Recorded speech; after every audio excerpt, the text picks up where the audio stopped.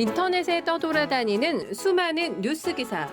아직도 포털에서 일일이 검색하세요? 이제 뉴스통에서 터치 한 번으로 손쉽게 확인하세요. 최근 내가 구독한 기사를 분석해 오늘의 기사를 추천하는 개인 맞춤형 AI 뉴스. 나만의 공간인 뉴스북에서 컨텐츠를 편집하고 이용자와도 활발한 소통이 가능합니다. 사진과 영상 자유롭게 이동하고 언론사 기자들이 실시간으로 업로드하는 동영상도 확인해보세요. 더욱 풍성하고 새로워진 뉴스통. 지금 바로 만나보세요. 여러분, 제 감독이 사이다 박준입니다.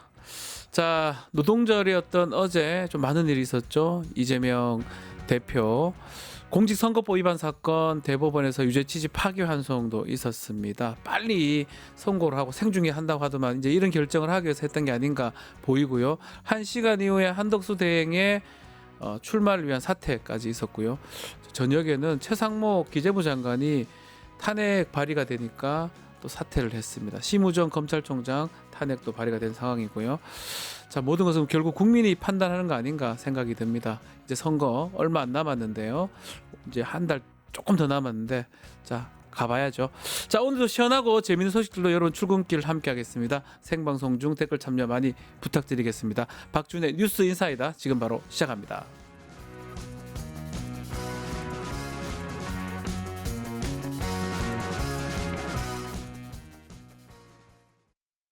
유튜브 구독하고 실시간 채팅과 댓글을 남기시면 매일매일 7,000TTCO를 드립니다. 참여 방법은 통통문 어플을 다운로드하고 회원가입과 로그인을 해주세요. 마이페이지에서 나의 회원 고유번호를 복사해주세요. 유튜브 구독 후 실시간 채팅이나 댓글창에 고유번호를 한 번만 입력하면 준비 끝! 지금 유튜브 채팅과 댓글 쓰기 참여하고 7,000TTCO 받아가세요. 돈 버는 퀴즈쇼 증권 통파. 퀴즈를 풀면 최대 100만 원 상당의 보상을 드려요. 탈락해도 걱정은 NO. 친구를 초대해도 코인을 드립니다.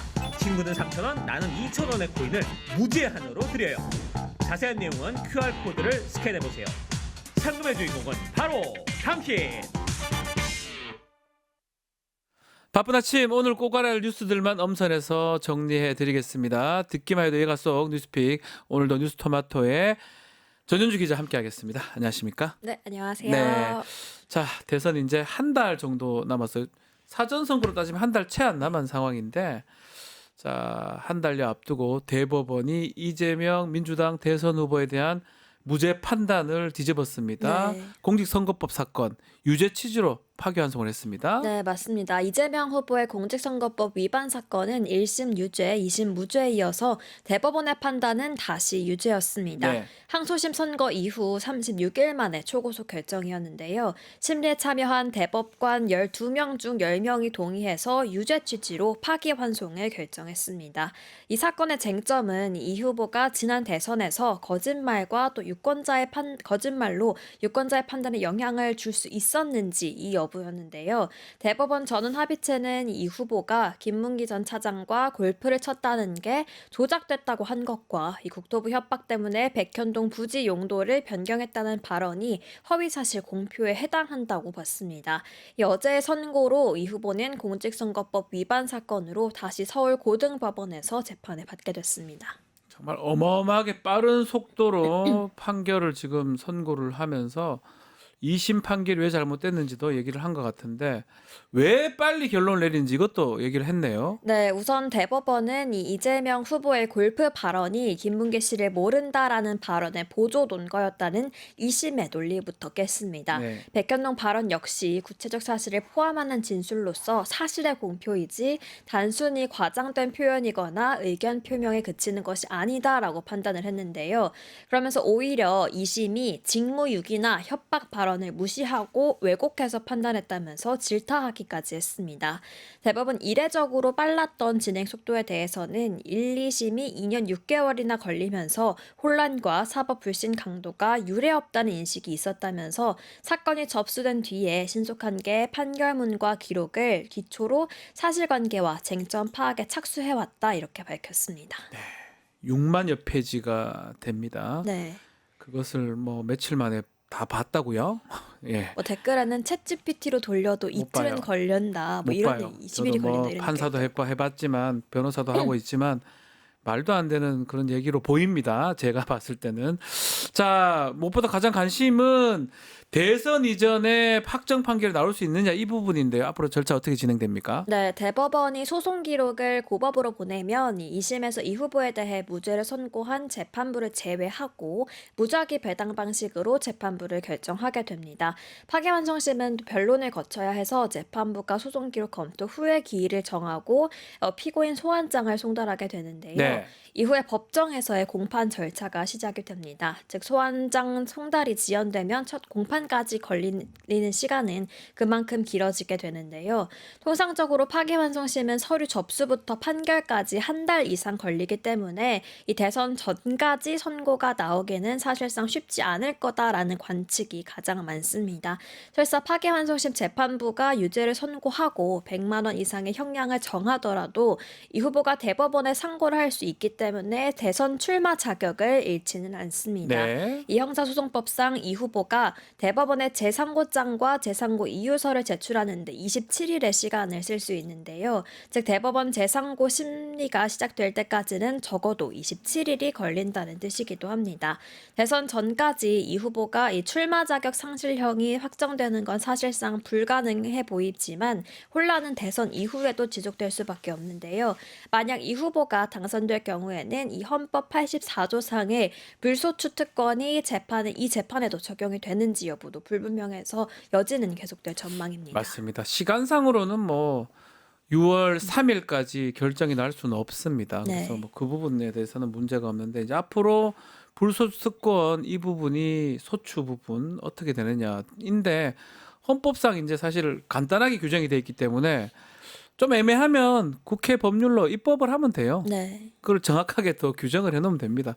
뭐 그걸 또 규정하면 헌법재판소 그게 맞는지 하면 따질 가능성도 있긴 하지만 사법부에서 입법, 사법, 행정으로 갈려져 있기 때문에 법원에서 그렇게 하면 국회는 국회가 할 수 있는 걸 하면 되고 국회에 또 과반 이상이 지금 이 민주당이나 민주당, 이쪽이기 네. 때문에 글쎄요 뭐 사법부가 이렇게 약간 변칙으로 어떤 이익을 위해서 하는 건지 이렇게 보인다면 국회도 거기에 맞게 할 수 있는 상황도 있지 않을까 예상을 해봅니다. 또 얼마 안 남았고요. 지금 또 국무위원이 지금 구성 자체가 지금 네. 다 안 됩니다. 그래서 대통령 거부권 행사가 지금 어려울 상황도 있고 그것도 뭐 해석 여지가 있는 거기 때문에 자 그런 등등의 여러 가지 일들이 발생할 여지가 있습니다. 있다고요. 근데 뭐 이렇게 빨리 판결을 합니까? 자 대법원 판단 이재명 후보 반응 어떻습니까? 네, 대법원 판단이 내려지던 시간에 이재명 후보는 어제 노동절을 맞아서 비정규직 노동자들을 만나서 간담회를 갖고 있었던 시간이었는데요. 간담회를 마친 뒤에 이 파기환송 판결 내용을 핸드폰으로 확인한 뒤에 취재진 앞에 서게 됐습니다. 해당 장면은 영상으로 보고 오겠습니다. 제가 생각했던 것과 전혀 다른 방향의 판결인데 일단 내용을 제대로 확인해보고 입장을 내겠습니다. 근데 중요한 것은 법도 국민의 합의인 것이고 결국 국민의 뜻이 가장 중요하다 이 말씀을 드리겠습니다. 뭐 정치적 경쟁자들 입장에서는 뭐 온갖 상상과 또 기대를 하겠지만 정치는 결국 국민이 하는 것입니다. 국민의 뜻을 따라야 되겠죠. 네. 네, 이 후보는 가장 중요한 건 국민의 뜻이라면서 국민만 믿고 당당하게 가겠다 이렇게 밝혔는데요. 네. 선고 이후에도 예정된 일정을 묵묵히 소화하는 모습을 보였습니다.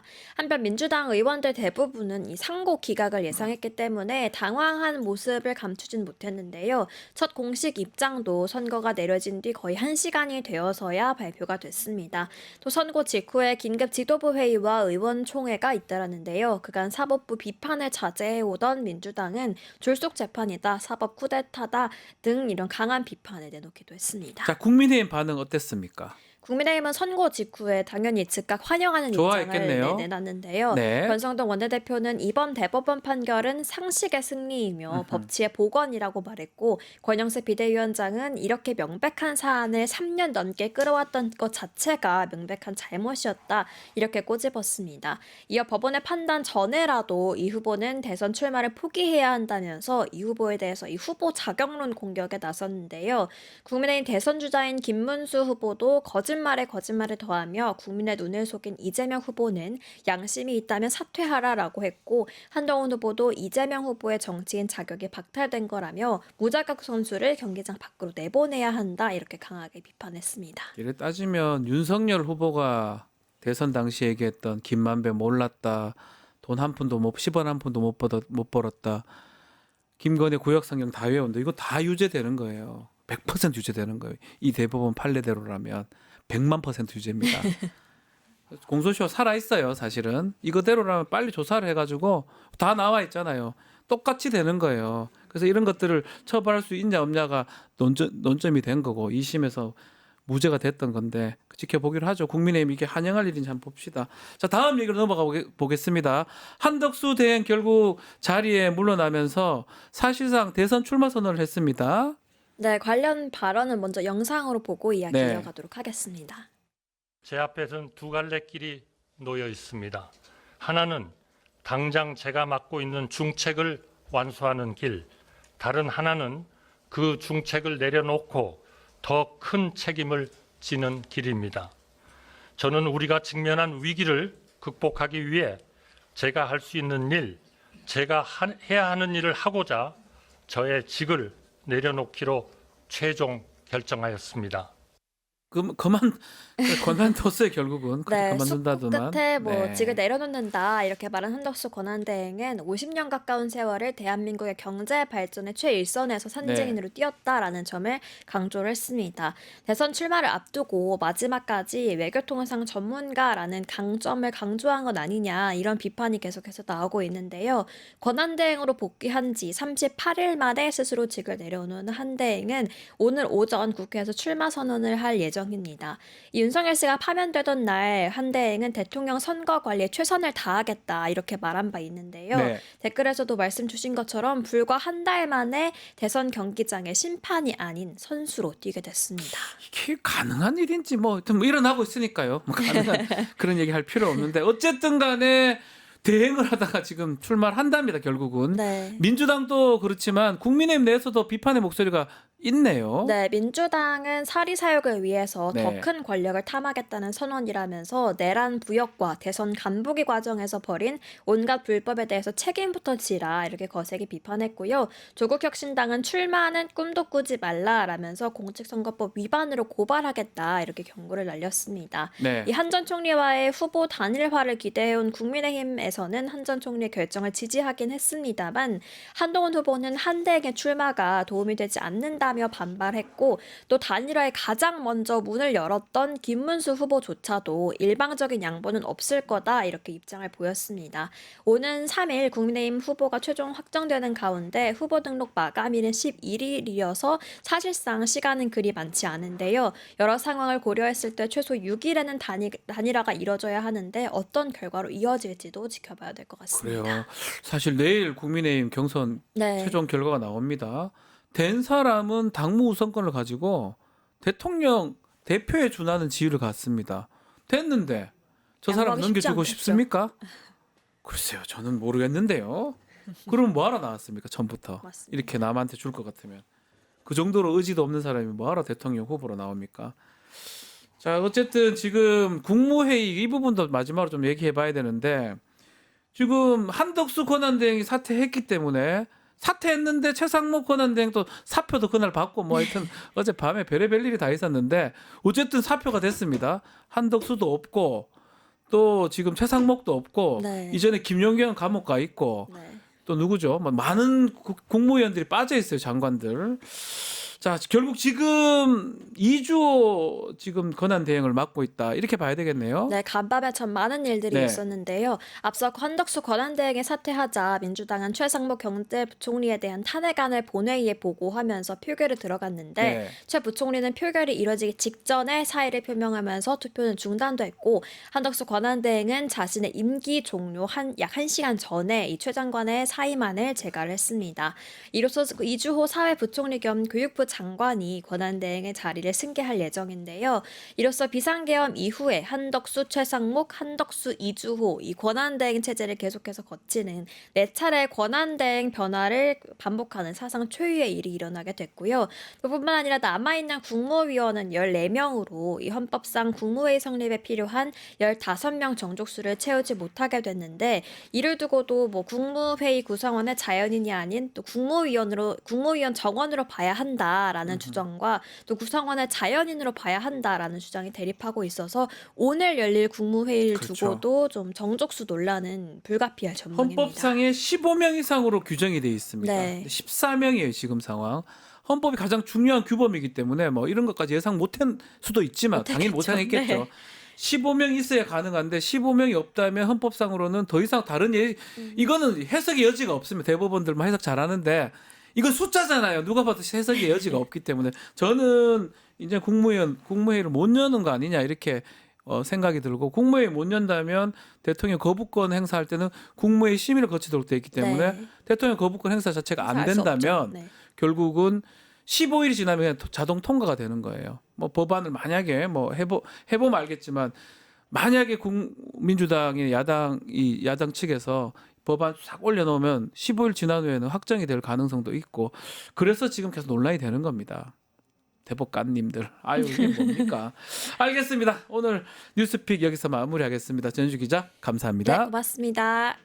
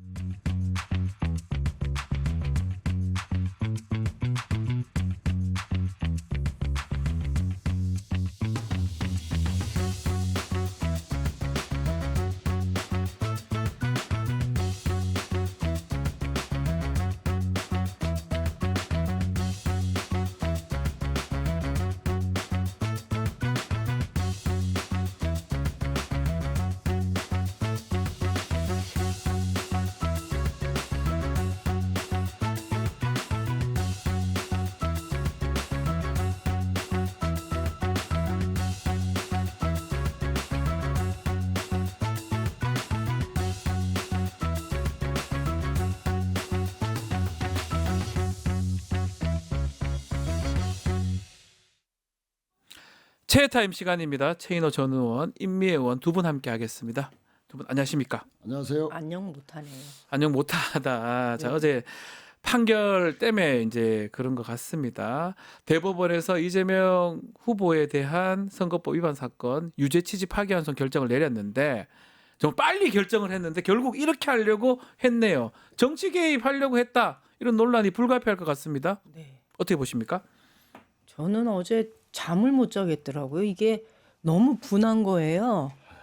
이 사람들이 이건 한마디로 민주당에서 딱 정리를 했어요. 이거는 사법 쿠데타다. 쿠데타다. 그리고 대법원이 음흠. 정치질을 했다. 네. 이게 딱 이제 민주당의 입장이고 저도 이거 전적으로 동의합니다. 그리고 제가 참 할 말을 잃었던 거는 우리가 지난 12월 3일부터 지금까지를 돌이켜 보면 한 번도 상식적이었던 순간이 없어요. 그렇죠. 매번. 네.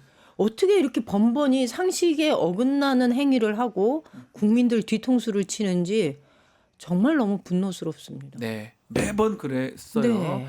12월 3일 있어도 탄핵도 바로 안 돼가지고 두 그쵸. 번에 거기다가 됐죠. 체포도 안 됐죠. 직위원 풀어진 거 보세요. 풀어졌죠. 네, 심우정 즉시한 거 포기했죠. 그러니까 대부분 아. 지금 관련된 게 법률 관련된 것들로 보입니다. 법관이나 자 어떻게 보셨어요? 뭐 임 의원님 말씀대로 사법부에 의한 쿠데타. 네. 그러니까 우리가 윤석열 계엄을 왜 쿠데타로 했는가 뭐다 아는 내용이지만 다시 한계하면 네, 국민들이 작년 4월 총선을 네, 국민의 선택으로 투표로 심판해서 맞습니다. 압도적인 야당 다수를 만들어준 거 아닙니까? 그러면 그 국민의 선택을 존중해야지. 그래서 뭐 협치를 하든지 대화하든지 그렇게 안 풀고 군대를 동원해서 총을 동원해서 강제로 국회를 무력화시켜서 자기 마음대로 하려는 친위 쿠데타라고 우리가 규정했지 않습니까? 예. 그래서 국민들이 들고 일어났듯이 이번에 조희대 대법원장에 의한 이 사법 쿠데타는 지금은 이제 사법의 시간이 아니고 국민 선택의 시간입니다. 맞습니다. 대선 날짜가 잡혀 있어요. 국민들이 한 달 후면 대통령을 선출하는 네, 그런 시간이 코앞에 다가왔습니다. 2심에서 무죄를 받았어요.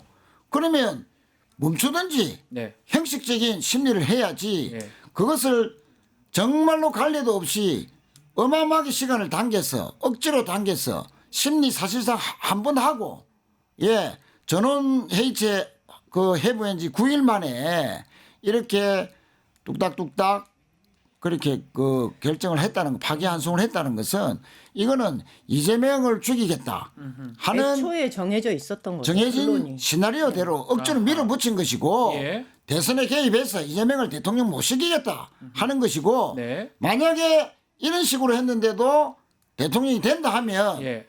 파기환송돼 가지고 다시 고법에서 제3구가 들어오면 제3구심도 대통령이 되더라도 그대로 밀어붙이게 재판하겠다 하는 그런 선전포고다라고 그렇죠. 저는 생각합니다.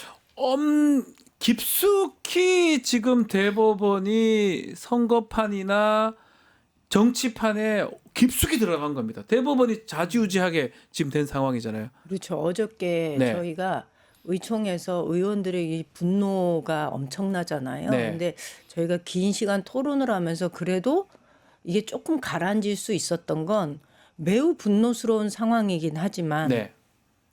우리가 내란이 여전히 끝나지 않았구나라는 것을 다시 한번 확인할 수 있었던 일이다.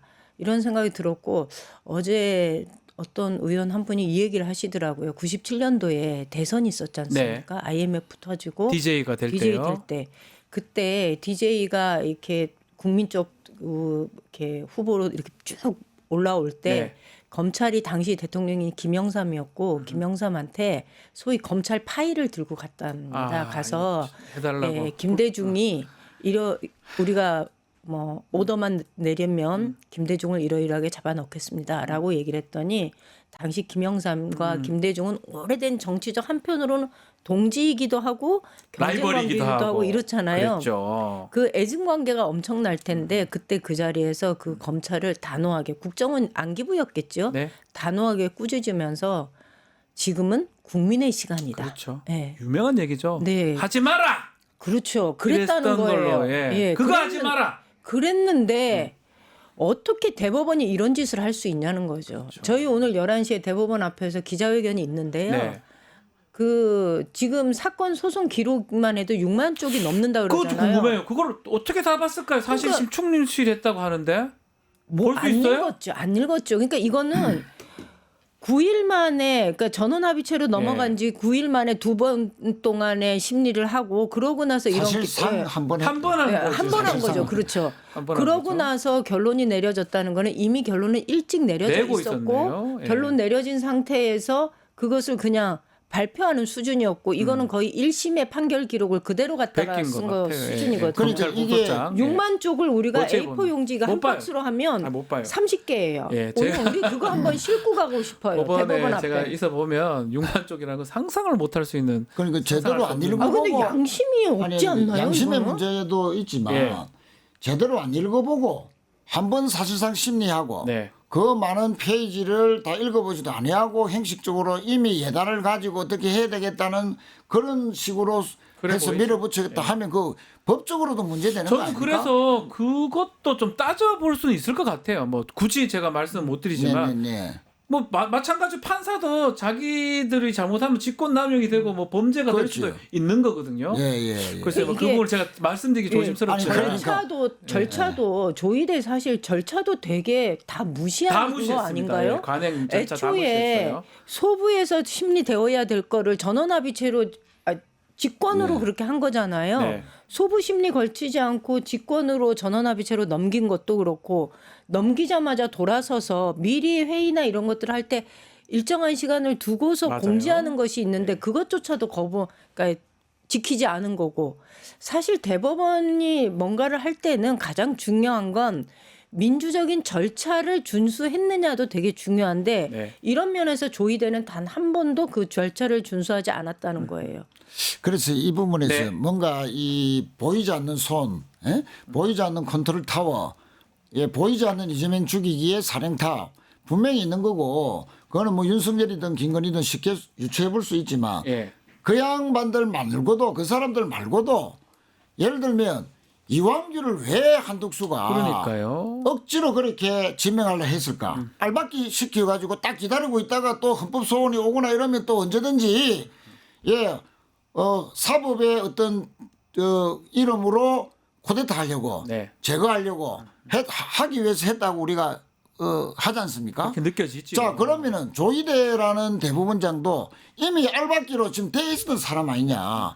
그 알박기로 돼 있던 사람들은 유형 무형의 텔레파시들이 주고받는 거다. 그런데 이런 것을 시기적으로 조절하고 조정하는 신호를 주고 이때다 밀어붙여 뭐 이런 식으로 뭔가 컨트롤하는 네. 뭔가 있을 것이다. 예. 그러니까 온 국민이 이게 추리 소설을 쓰게 만들어. 네, 그러니까요. 이게 법원이 이런 사법부가 아니, 저는 있는 안 되죠. 저는 그래요. 저는 판결문을 다 고등법원 판결문을 좀 봤었는데 그게 납득이 되고요. 사실은 계속 하고 싶은 말이 그거예요.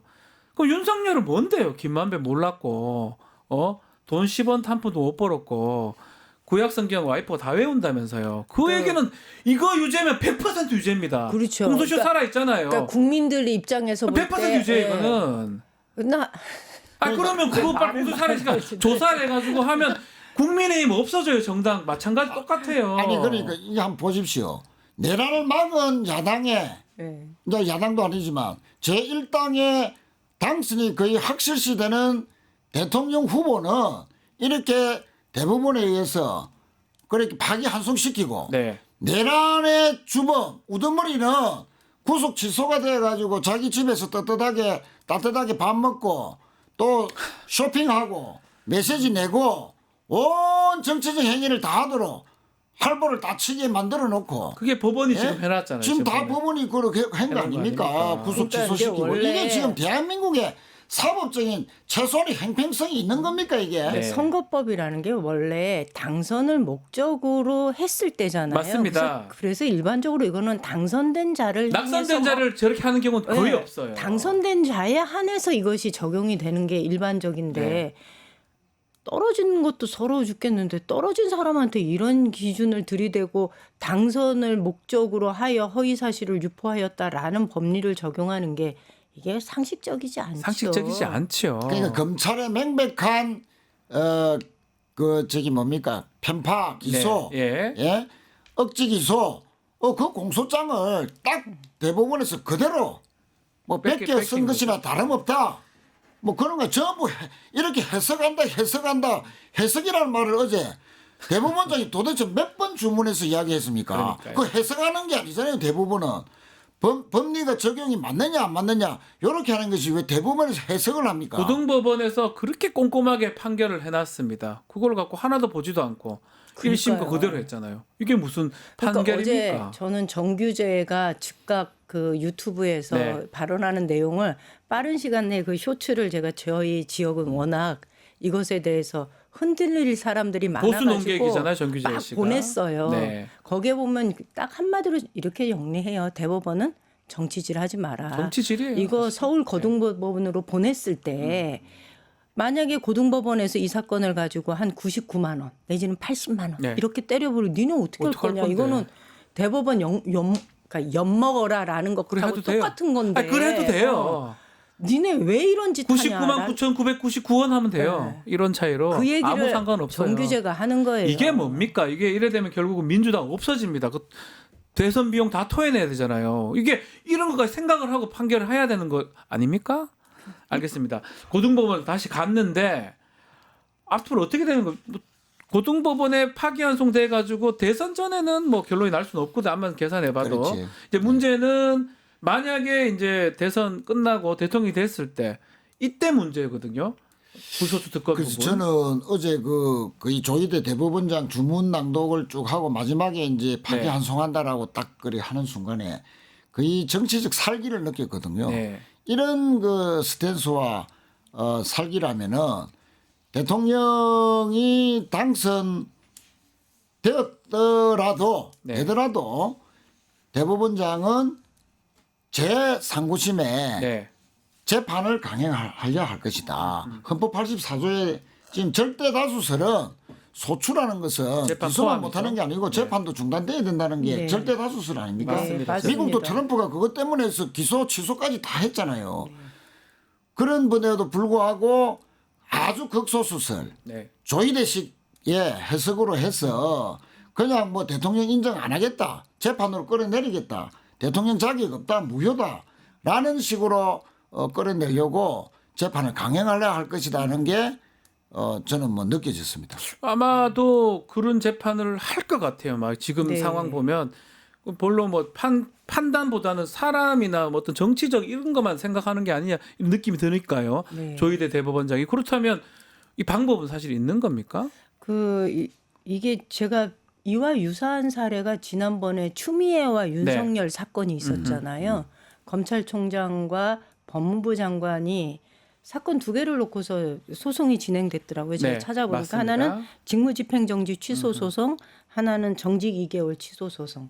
정직 2개월 취소 소송에서 이 사람 그 2개월 징계도 너무 작다. 적다. 면직까지는 가야 된다 이렇게 얘기를 했어요. 너의 행위는 정말 면직가도 싸다. 뭐 이런 판결을 내렸었는데 요게 1심이 21년 10월 14일 날 내려진 네. 거예요. 항소에서 이게 진행이 되고 아까 말씀드린 대로 이게 2개월도 너무 적다. 이 판결이 나고 나서 상고를 나중에 포기하는데 어떻게 해서 포기하냐. 이때가 23년이에요. 그러니까 네. 윤석열이 대통령 된 다음에 상고 포기를 한 거거든요. 그러니까 요것 때문에 그 당시에 이 법에 이것을 좀 넣어야 되지 않겠느냐라는 얘기가 있었던 걸로 저도 기억하거든요. 예, 그래서 예. 저희 그 민주당 내에서는 이런 경우에 형사소송법 306조인가 만들면 되겠죠. 요것을 규정을 좀 넣어야 되지 않겠느냐. 이게 대법원의 정치적 성향 내지는 뭐 판사의 이 정치적인 취향이 이 정치인의 생명줄을 그러니까 국민의 선택을 무시하고 정치인의 생명줄을 좌지우지하는 것이 옳으냐라는 것 때문에 형사소송법 306조에 피고인이 대통령이 된 경우 공판 절차를 정지한다라는 것을 그대로 넣으면 안 명확하게 돼요. 넣어야 되지 결국 않겠느냐라는 지금 얘기가 다들 있습니다. 궁금한 게 입법, 사법, 행정입니다. 네. 세계의 몽테스케 상권 분립대로 지금 현대 많은 민주국가가 그렇게 이루어지고 있잖아요. 국회에서는 법률을 만들면 돼요. 사법부에서 어쩌면 비정상적인 비이성적인 판단, 자신의 권리, 법이라는 테두리 안에서 했다면 마찬가지로 국회가 할 수 있는 거는 입법권을 행사를 하면 돼요. 지금 네. 말씀대로 형사상 불소추권 헌법에 되게 추상적으로 단순하게 규정이 되어 있습니다. 84조에. 그걸 구체화하면 돼요. 네. 재판하지 마라. 그러면 끝날 일이긴 또 그렇습니다. 합니다, 사실은. 그래서 그 입법적인 네. 제도적으로 만드는 거 그런 강행 제3고심이 강행 대통령이 된 상태에서라도 강행한다 하는 것을 법으로 막을 수 있는 네. 그걸 입법을 이제 국회에서 할 수 발의하고 있겠죠. 예. 공포 기간을 여러 가지로 예. 따지면은 그것도 절차적인 그 필수 절차 기일이 있거든요. 한 달 정도가 걸리기 때문에 네. 그러니까 미리 준비해야 된다 하는 거 말씀 드리고 그 전에 네. 다시 이제 파기환송이 됐으니까 고법으로 넘어갔지 지금 않습니까? 돌아갔죠. 그러니까 이제 좀 있으면 배당이 될 건데 예. 그 배당된 고법 재판부가 재판 진행을 정상적으로 하면 되거든요. 그러면 뭐 시간이 지나가. 아니 그러니까 한 달 후에 이제 새 대통령이 나오는데 그 이재명 대통령이 이제 당선이 됐다고 가정을 했을 때 네.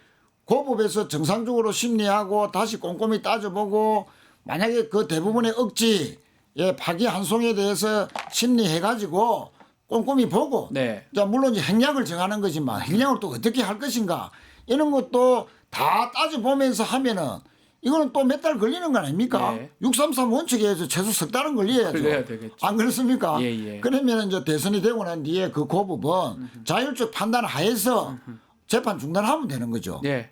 자, 이때 재판하는 과정에서 만약에 그 조희대 대법원장이 압력을 가하면 그 위법이잖아요. 그거는 범죄가 됩니다. 범죄죠. 양승태 예, 그 범죄가 되는 것이 함부로도 못 할 것이고 네. 그래서 우선은 새롭게 배당될 파기환송으로 배당될 고법 재판부가 원리 원칙대로 정상대로 진행을 해야 된다 하는 것이 제일 중요하고 그 뒤에 모든 부분은 또 아까 말씀하신 대로 혹시 뭐 그렇게 강행하려 할 수 있기 때문에 법도 미리 준비를 해놔야 그거 된다. 어떻습니까? 지금 어제 하여튼 별의별 일이 다 있어서 한덕순 사퇴하고 최상목 탄핵 올라갔다가 본인이 되는 바람에 면직으로 투표 네. 불성립으로 지금 국무회의가 14명밖에 없거든요.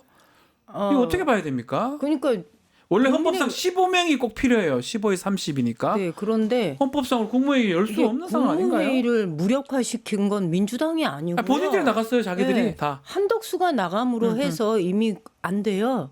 14명이 돼요. 그쵸. 예. 그러니까는 한덕수가 본인이 작년부터 그렇게 얘기를 했잖아요. 국정 안정을 위하여 어쩌고 저쩌고 막 온갖 미사여우를 갖다 다 들이댔었는데 본인이 본인의 정치적인 그러니까 뭐 이거 이렇게 좋게 말하기가 네. 말이 좀 걸러야 되니까 제가 잘 안 나오는데 네. 어쨌든간 대선 행보하겠다라는 걸로 해서 본인이 사퇴를 함으로 해서 국무회의를 무력화시킨 거예요. 그렇죠. 그렇게 나라를 걱정하는 듯 하더니 이게 뭔 말이 되는 짓을 하는 그러니까 겁니까 뭐 이게? 이저 대권에 지금 욕심이 멀어가지고 완전히 지금 뭐 국정에 대한 최소한의 책임감도 지금 결여된 거고 최상목도 지금- 마찬가지고 예. 그러니까 이런 거더라고요. 정부 조직법상 15명 이상으로 국무위원 정원이 있는 경우에 그렇죠. 자연인이 공석이더라도 국무회의는 구성된다는 법제처 유권 해석이 있다. 아하. 그러니까 구성원을 직위가 아니라 자연인으로 봐야 한다는 주장도 가능해서 논란이 불가피할 것이다. 그러니까 이런 논란이 불가피하다는 것은 이미 한덕수, 네. 최상목 다 아는 분들 아닙니까? 그러면은 이 자체 논란이 예상됨에도 불구하고 함부로 사퇴 내고 자기 대권 욕심 또 자기 처지 이런 걸 따지고 한다는 것은 이분들이 과연 무엇을 가지고 30년간 국정을 담당해 왔는지 애국심이라고는 정말로 하나도 없는 근데 그런 모습을 지금 보여주는 거죠. 네네. 국무회의가 이 구성원이 안 된다고 해서 논의가 안 되는 건 아니에요. 뭔가 의결할 때 심의 의결이 그렇죠. 어려운 의결할 거겠죠? 때 이 문제가 되는 거지.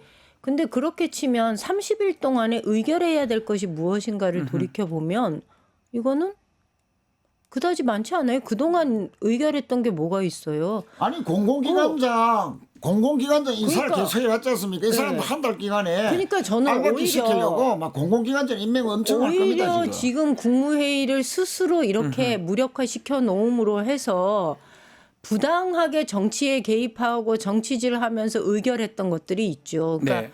공공기관 알박기 인사 지금 말씀하신 것도 있고 여러 가지 국회에서 통과시킨 법안에 대해서 거부권을 행사하는 것도 네. 있고 이런 것들을 돌이켜 보면 의결을 못할 뿐이지 국무회의는 그대로의 기능을 할 수 있으니 저는 그거 가지고 그렇게 문제 삼지 않습니다. 그 법안 같은 건 혹시나 올리면 거부권 행사는 가능한 겁니까? 아이고 안 됩니다. 자, 이제는 이제 그러면 사실상 법안을 안 되겠죠. 만약에 지금 필요한 특검법들 많지 않습니까? 네. 특검법들 다 거부권 행사가 안 됐고 근데 헌법재판소법 뭐 등등 많은 법들을 특검도 상설특검도 특검을 임명하지 않아서 그런 거지.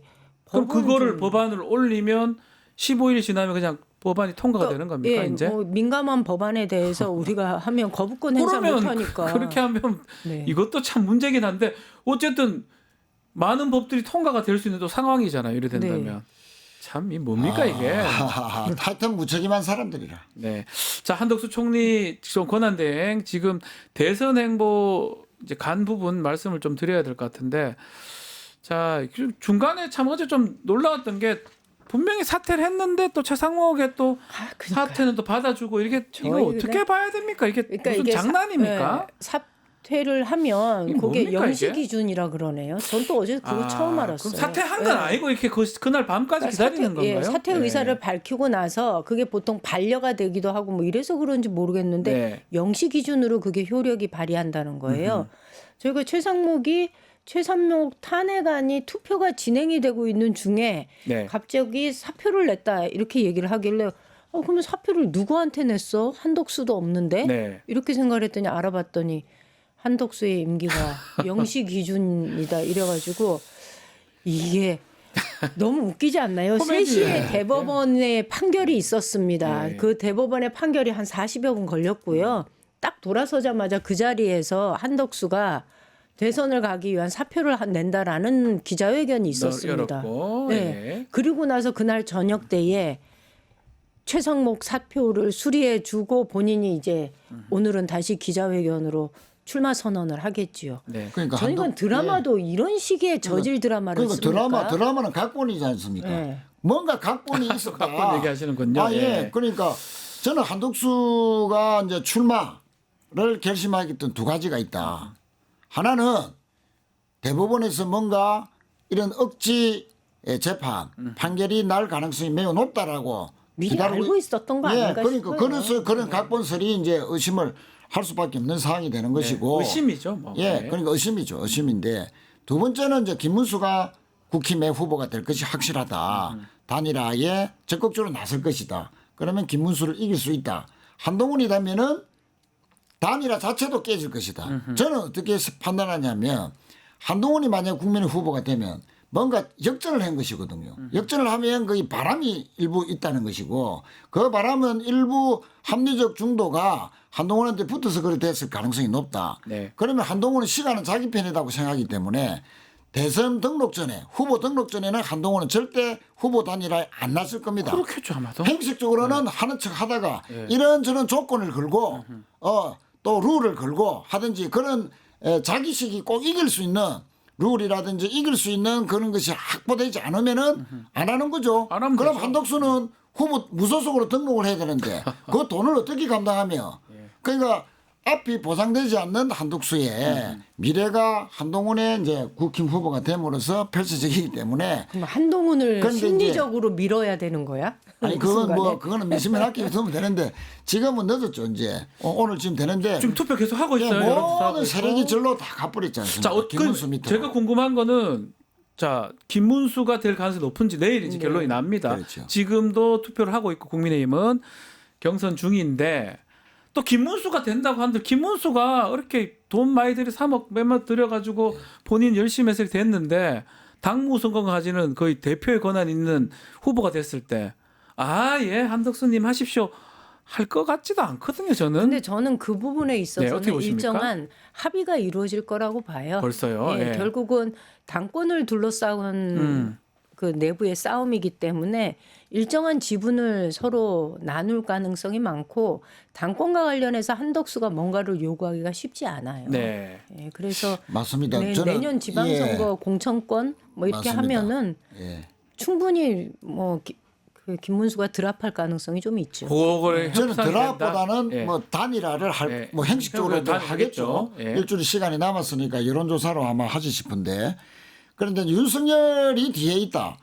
한덕수의 출마도 윤석열이 시킨 것이고 저도 그래 봅니다. 김문수를 지지하는 것도 다 찐윤들이 다 지금 김문수 쪽으로 다 갔지 않습니까 일단. 네. 자 흩어져 있던 의도적으로 기획해서 홍준표로 또 갔고 김문수로 갔고 나경으로 갔던 찐윤들이 이제는 이제 김문수 쪽으로 싹 다 모인 거 아닙니까? 네. 그럼 그 힘으로 김문수가 국힘 후보가 되고 한덕수도 이미 출마 선언을 했고 그러면 한덕수가 유리할 수 있습니다. 조금은 이제 덜 친윤스러우니까 국민들이 일반 국민들이 볼 때는 그래서 그거로 해서 여론조사로 한덕수가 후보가 되는데 그러면 이명님 말씀대로 그럼 김문수는 뭔데? 덜러리만 서는 거가.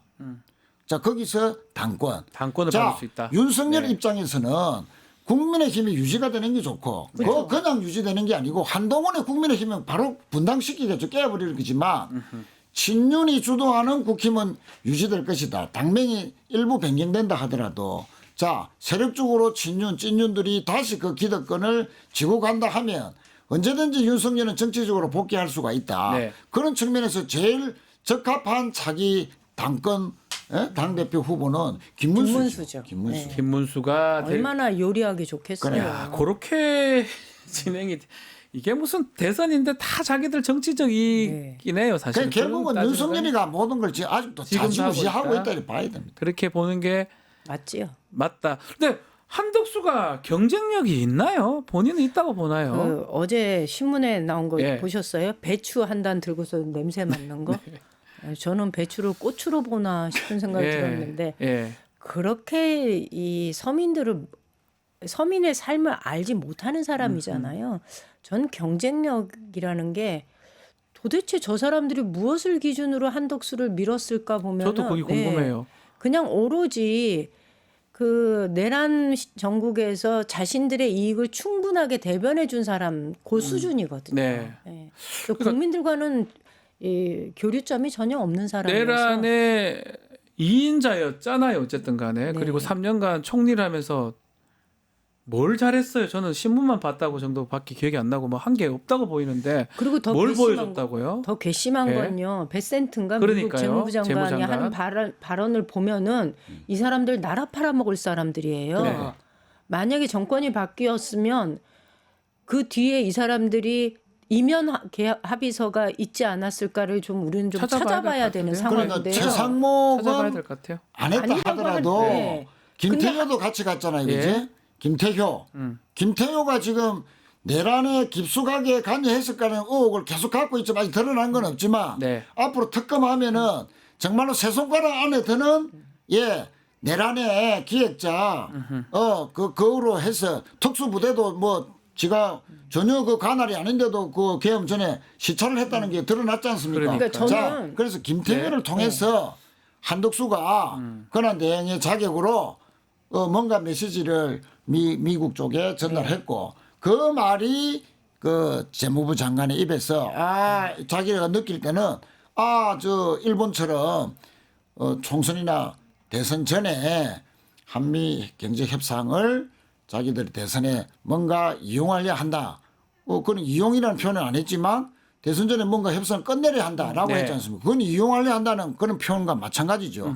그런 식으로 해서 분명히 신호를 보냈을 가능성이 매우 높기 때문에 이런 한덕수의 월권적이고 위법적이고 매국적인 그 만약에 지위가 있었는지를 이건 수사를 해야 됩니다. 나중에 따져봐야 되는데 뭐 베센트 장관이 거짓말 할 리가 뭐가 없죠. 있습니까? 그러니까 저는 우리나라 신문을 보는 것도 알 거고. 그러니까 이 방송을 듣고 계신 분들이 정확하게 예. 알고 계셔야 됩니다. 한덕수는 분명하게 말하지만 매국노입니다. 매국노다. 네. 예. 베센트 재무장관의 말을 빌리면 한국 정부는 이 사람들은 그 대선 전에 뭔가 조기 성과를 내서 그것을 가지고 뭔가 자신들의 성취로 해서 정치적으로 이용하려고 한다는 느낌을 받았다라는 얘기를 하는 예. 거잖아요. 그리고 이 발언에 대해서 최상목은 부인을 하고 있지만 오히려 이렇게 말을 해요. 그러면 항의를 했어야 되는데 당연하죠. 최상목은 뭐라 그러냐 하면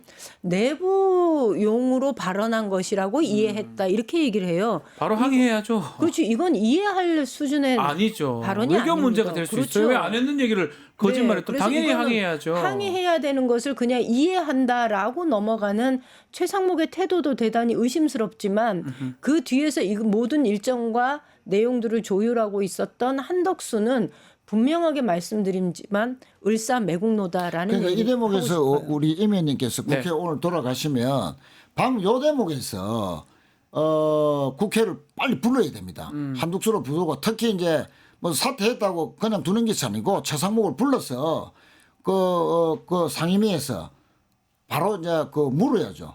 질문을 해가지고 그쵸. 당신이 아니 미국 가서 또 그 2+2 회의에서 어떤 말을 했고 비공식적으로도 만나서 지금 이런 의혹 기사가 나오는데 그러고 미 재무부 장관이 왜 대선 전에 협상을 끝내려고 했다는 말이 왜 나왔는지에 대해 자초지종을 묻고 양심을 걸고 대답하라 하고, 만약에 아니면은 정말로 처리한다, 사법 고발하고 다 하겠다 하고 한번 다짐을 받아놓고 한 진술을 받아 보시고, 안 되면요 김태효도 그거 갔다는 거 아닙니까? 그거 네. 확인해 가지고 법적으로 조치를 해야 됩니다. 김태효도 부르고 해가지고 이거는 지금 대선도 대선이지만 만약 이런 중요합니다. 식으로 해가지고 협상이 큰일 희한하게 돼가지고 그 아주 그 비틀어져서 되면 이 손해 보는 국익은 누가 감당할 다만 것인가? 최상목하고 한덕수가 지금 자리에 없는 거잖아요. 네. 더 이상 뭐 협상이나 이런 것들은 또 안 하는 거 아니에요? 이런 또 진행은 일단 중단이 아, 되겠지요. 그런데 아하. 이제 아까 말씀드린 대로 한덕수는 이면 합의를 한 경험이 지금 있는 옛날에 마늘 옛날에도 할 있었죠. 협정할 때도 있었죠. 2000년도에 이면 합의는 그게 분명히 문제인 네. 할 가능성이 매우 높습니다. 그게 가장 그래서- 문제네요. 확인해봐야 네, 되겠네요. 그거는 확인을 해봐야 되는데 그리고 그거 확인을 빨리 국회를 열어야 돼요. 오늘 법사위가 열리는 네. 걸로 제가 네. 그럼 어저께 빨리 확인했는데 긴급 정인을 채택하든지. 안 올 것 같아요. 안 오겠죠. 뭐 네. 안 안 오면 구인장 같은데. 발부해야지. 네. 할 수 있는 이 다들 법을 조금이라도 알면 그걸 다 이용해서 하고 있으니까 아마 국회도 할 수 있는 게 사실은 국회에 할 수 있는 게 질의하고 탄핵하는 게 그렇습니다. 다예요. 아니 다들 뭐 탄핵 남발하는데 국회가 뭘 할 수 있는데요? 정인 채택했는데 안 오면 예, 구인장. 국회에서 구인장을 발부할 수 있습니다. 알겠습니다. 보내야 됩니다.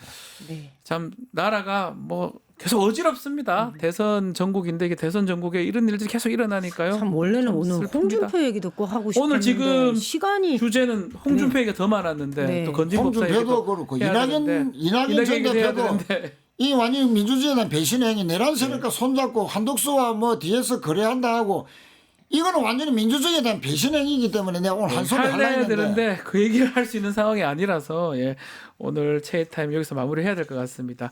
최인호 임미호님 두 분 감사합니다. 예, 감사합니다.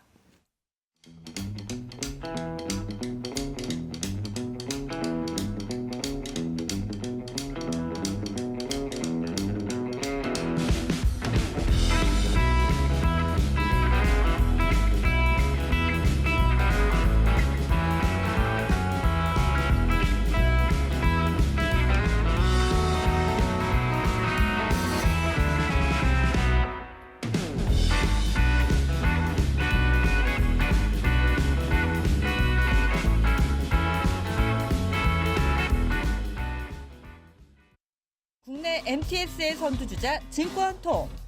모든 투자 자산을 한눈에 오케이. 투자 고수의 거래 내역을 구독하고 주식 투자를 더 쉽게. 거슬리는 하단 광고도 노에드 가입하면 더 넓고 더 많아지는 나의 관심 종목들. 쉽고 빠른 주식 투자 증권통. 리서치 앱테크 아직 시작 안 하셨나요? 생각만 공유해도 리워드가 쌓이는 서치통. 지금 시작해보세요. 원아이디 로그인 후 패널 가입 시 약 3,000원 상당의 리워드 적립. 리서치에 참여하실 때마다 현금처럼 사용 가능한 PTR 적립. 내가 초대한 친구가 패널 가입을 할 때도 리워드 적립. 지금 바로 서치통에서 우리 지역, 우리나라의 사건, 사고들에 대한 리서치에 참여해주세요. 자, 대선 국면을 맞은 한반도 정치 또 안보 상황 등 매주 금요일 이분과 짚어보죠. 최강 디펜스 김종래 의원님 함께하겠습니다. 의원님 안녕하십니까? 안녕하십니까. 먼저 얘기 뭐 해야 되겠죠. 예. 어제 이재명 후보, 민주당 후보 공직선거법 사건 대법원 파기환송 예. 어떻게 보셨습니까? 글쎄 뭐 모든 방송이 다 이거 보도하고 있으니까 네. 같은 내용을 되풀이할 수는 없고 저는 이 법 트라우마가 네. 우리 사회 지금 굉장히 심화되고 있다. 아, 이게 저는 원래 이런 어떤 그 트라우마가 생길 조짐이었던 게 윤석열 헌재 네. 파면 선고 당시였는데 그때 전부 다 불안해하면서 네. 이 법원의 한마디에 국가 운명이 결정되는 아주 경각에 달려 있다고 했을 때도 많은 어떤 그 법조인들이 그래도 8대0 나올 거다. 이렇게 얘기하는데 참 그분들 향해서도 화를 많이 냈거든요. 방송인들이. 지금 저렇게 이상이 생겼는데 그렇게 한가한 소리하고 믿고 있냐. 순진한 거 아니냐. 이랬는데 그때도 우리 사회 집단지성은 살아 있었어요. 그래도 많은 법조인들이 이것은 논리적으로 볼 때 이러할 수밖에 없다 하면서 파면을 예상했고 마지막 순간에 파면이 될 때 좀 우리 사회에 그래도 이 아직 법의 집단지성이 살아 있구나. 네. 이런 걸 끝나고 나서 우리가 확인하게 됐는데 맞습니다. 예. 또 그 헌재 선고문에 이 대법원장 김명수를 수거하겠다고 하는 계엄 계획을 강하게 질타했거든요. 네. 이렇게 하면은 그 법관들이 위협을 느끼는데 왜 법에 대해서 이렇게 도전하느냐. 이래가지고 헌재 판결 선고문에 따로 한 항목을 법관 그 위치 확인에 대하여 이렇게 해가지고 얘기를 했거든요. 예. 그러면서 스스로 법의 권위를 지켜준 게 이 대법원을 지켜준 겁니다. 그게 다름이 아니라. 네. 그런데 이번에 정작 그렇게 해가지고 많은 어떤 그 국가 최고 재판소와 국민들이 지켜준 자신들의 권위를 엉뚱한 데 써먹은 거거든요. 이거는 정말 국민들이 대법원의 권위를 지켜준 겁니다. 맞아요. 예. 헌재 선고를 통해 가지고 윤석열이 그 3월 17일 날 석방될 때 뭐라 그랬습니까? 뜬금없이 양승태 대법관 얘기를 하고 법원 행정처장을 얘기하고 저 왜 저러나 그랬죠? 네. 그때 대법관은 지거라는 얘기 아닙니까? 13명 중에 10명을 지가 임명했다는 거예요. 맞습니다. 지금도 그런 결론이 났고요. 사실은. 네, 딱 그렇게. 네. 그러니까 다른 측면을 보고 있었던 것 같아요. 우리는 이렇게 어떤 최고의 상급심이라고 할 수 있는 대법원의 권위와 이 법의 어떤 그 헌법의 권위, 그 다음에 법관이 존중받아야 된다는 이 얘기를 갖다가 지금까지 해왔는데 정작 당사자들은 네. 그 권위를 받아가지고 이 엉뚱한 데 써먹었더라 이겁니다. 이거를. 그러니까 그 이유가 뭐 사실 판단을 뭐 저는 내용적으로 별로 납득치 않고 뭐 믿겨지지도 않고 이상한데 그걸 떠나서 엄청 빨리 진행하고 생중계까지 하고 등등등 하는 것들이 결국은 지금 말씀하셨지만 정치적인 네. 개입이다 이렇게 보는 게 맞는 거잖아요. 그러니까 주어진 국민들이 준 그 권위를 이딴 식으로 써버리는 거잖아요. 결국은. 그러니까 좋은 쪽으로 생각을 했죠. 네. 민주당에서도 낙관하는 분위기가 대부분 상고 기각을 예상했었어요. 이제 막판으로 올수록 낙관하는 분위기였는데, 근데 이게 이런 일들을 쭉 보면은 이 어떤 사법 카르텔이라는 데 대해서 민주당은 항상 당해왔어요. 이번이 항상 처음이 당했는데. 아닙니다. 맞아요. 예. 윤석열 석방도 그렇고 또 그다음에 헌재 선고도 늦어질 때 5대3 기각설에 크게 흔들렸고 맞아요. 또 지금에 이르기까지. 그런데 이게 뭐냐면은 저쪽은 사법 카르텔이 막강해서 법이라는 무기를 가지고 기술적으로 접근하다 보니까 전술적 영역에서는 항상 우리가 밀렸다고. 민주당 쪽이. 그런데 그게 전부 다 전술적인 수준에서 깔짝깔짝 하는 거지. 전략적 수준으로 큰 국가와 국민을 한테 호소하는 이 단계에 이르지 못했기 때문에 아직까지 민주진영이 그래도 굳건하게 버티고 있는 것이죠. 그러니까 말하자면은 저쪽에서는 현란한 법의 기술은 정말 뛰어났습니다. 적어도 이번 대법원 판결까지 보면은 이런 초식이 다 있구나. 빨리 딱 진행해서 팍 해버리잖아요.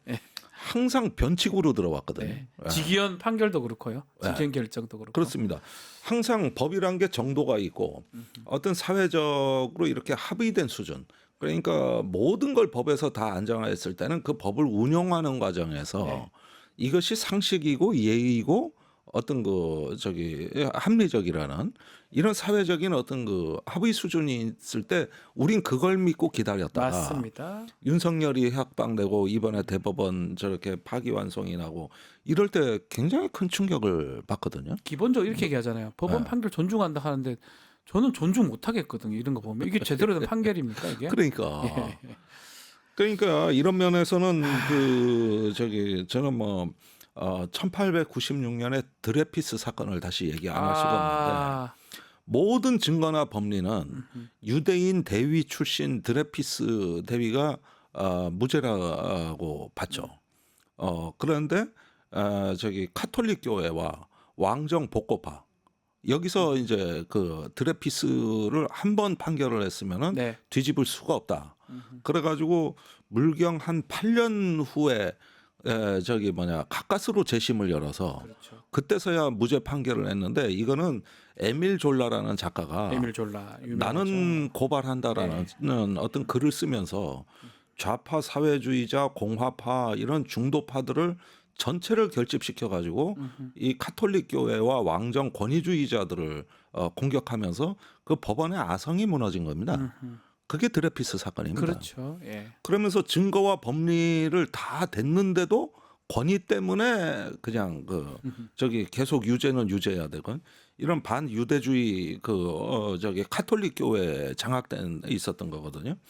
그때 카톨릭 교회 같은 카르텔이 지금 저는 있다고 봅니다. 네. 그러다 보니까 어떤 그 상식적으로 진행되어 오던 어떤 그 증거 법리 이런 것들로 해서 쭉 만들어 왔던 거를 일거에 허무는 이런 어떤 사건인데 그때 드레피스 재심 요구를 묵살하고 네. 유죄를 그냥 확정해야 하던 그 영국 최고법원 그 법원이 무너져야만 영국이 이제 공화제로 드디어 안착이 되고 그렇죠. 정교 분리가 시작이 된 겁니다. 예. 그런 면에서 근대 영국을 여는 3대 사건 중에 하나가 이 사건이거든요. 근데 지금 우리나라 보면은 이게 법 카르텔이라고 하기에는 좀 부족하고 어떤 법 권위주의 내지는 어떤 그 카르텔의 하나의 토대가 되고 있는 어떤 법관 권위주의와 어떤 그 법 지상주의 이런 어떤 카톨릭 교회 비슷한 예. 이런 세력들이 버티고 있는 것이 아닌가. 근데 이 부분이 어떻게든 처리가 돼야 진정한 어떤 그 현대적 공화주의가 될 뿌리를 것이다. 내릴 수 있다고 봐요. 중요한 어떤 사건이 될 수도 있다 이렇게 짚어주셨는데 뭐 일단은 눈앞에 있는 거는 대선이니까요. 네. 자 대선 후보로 이재명 후보를 민주당에서는 확정을 했습니다. 앞으로 어떻게 진행이 되는 겁니까? 이 부분은 예. 대선에 관해서는 뭐 지금의 법 절차대로라도 해도 대선 이전에 이것이 유죄 판결이 다시 날 수는 고등법원에서 날 수는 그건 물리적으로 불가능하니까 상관이 없는데 네. 두 가지 반응에 좀 변수가 생긴 것 같습니다. 네. 첫 번째는 국민의힘 경선에서 한동훈 후보가 다시 조금 힘을 얻을 거다. 아 한동훈이 나올 수 있다. 지금까지 김문수한테 좀 밀리는 형국이었는데 네. 결국은 이재명을 처리하는 방법은 사법밖에 없다. 그리고 검찰 특수부로서 이거 이재명을 갖다가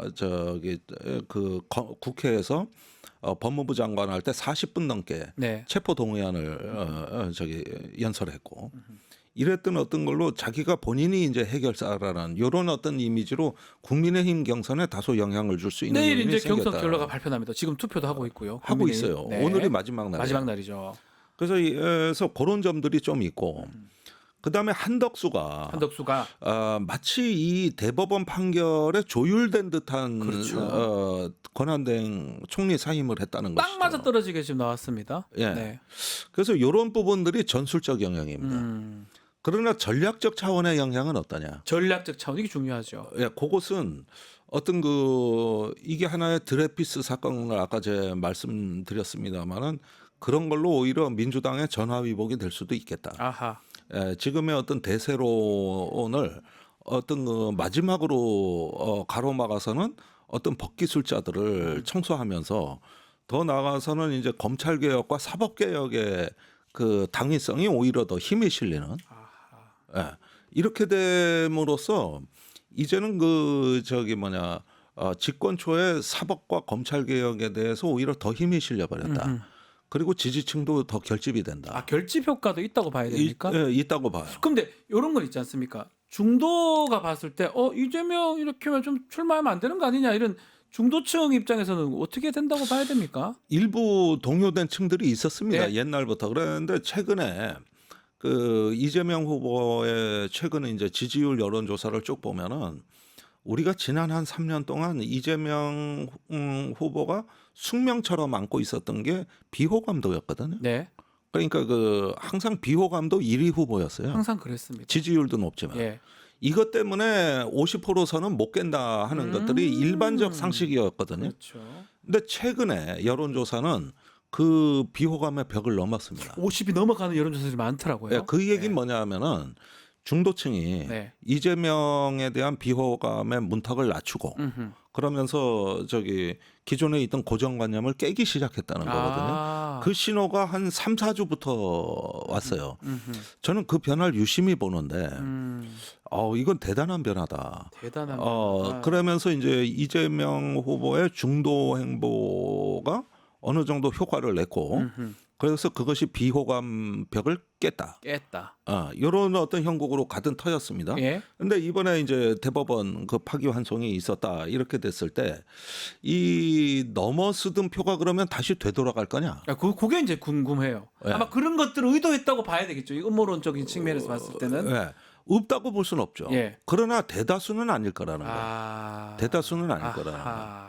결국은 저기 어떻게 되면냐 하면은 이것이 거꾸로 중도층한테 법에 대한 트라우마를 자극할 수도 있다. 그렇죠. 반대로. 예. 야, 우리 국가의 운명이 저 법관 한 명에 의해서 좌지되는구나. 그렇죠. 그렇게 될 수 있겠네요. 그런데 1심 다르고 2심 다르고 상고심 다르면 그거 재수 좋으면 살고 그러게요. 운 이게 무슨 나쁘게 판결이야 이렇게 되죠. 저기 그 이상한 판사 만나면 나 인생 파멸이고. 파멸되고. 아니 무슨 법이란 게 이렇게 운에 따라서 그래가지고 저기 돈 있는 놈 기득권이 있는 자들은 라인 있으면 다 살아남고 네. 나같이 힘없는 놈은 죽겠구나.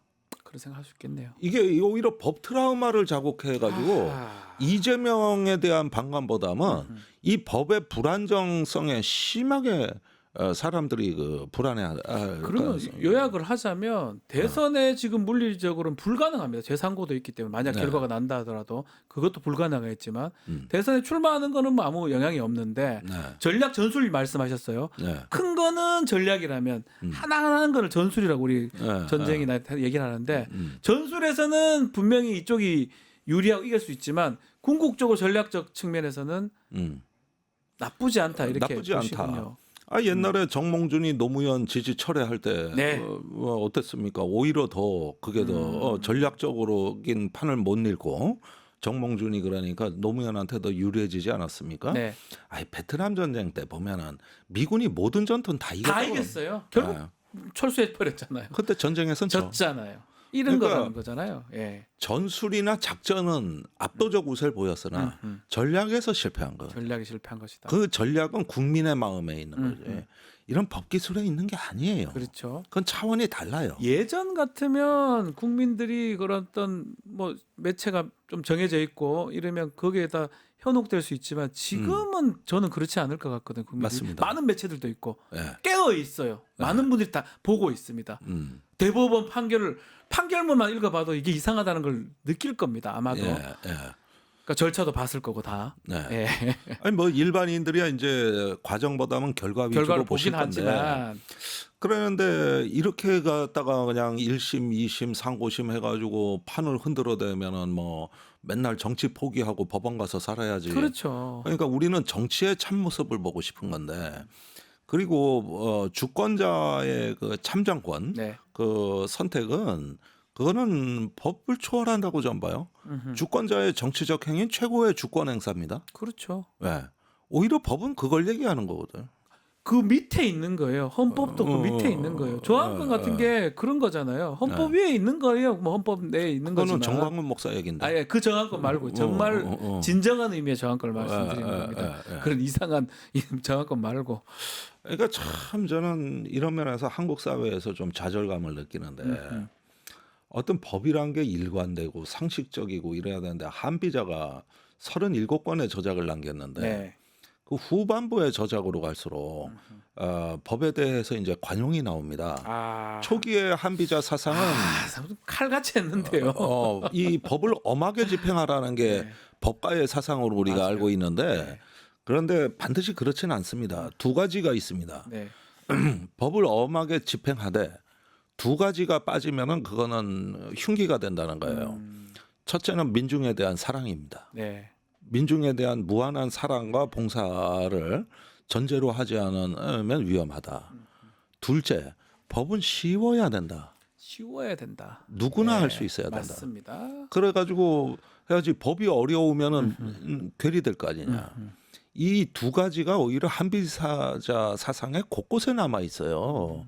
이건 법은 포용을 하기 위한 수단이지 벌을 주기 위한 게 목적이 아니라는 게 후기 저작에 나오거든요. 네. 근데 자꾸 앞에 저작만 보고 사람들이 한비자를 얘기하더라고.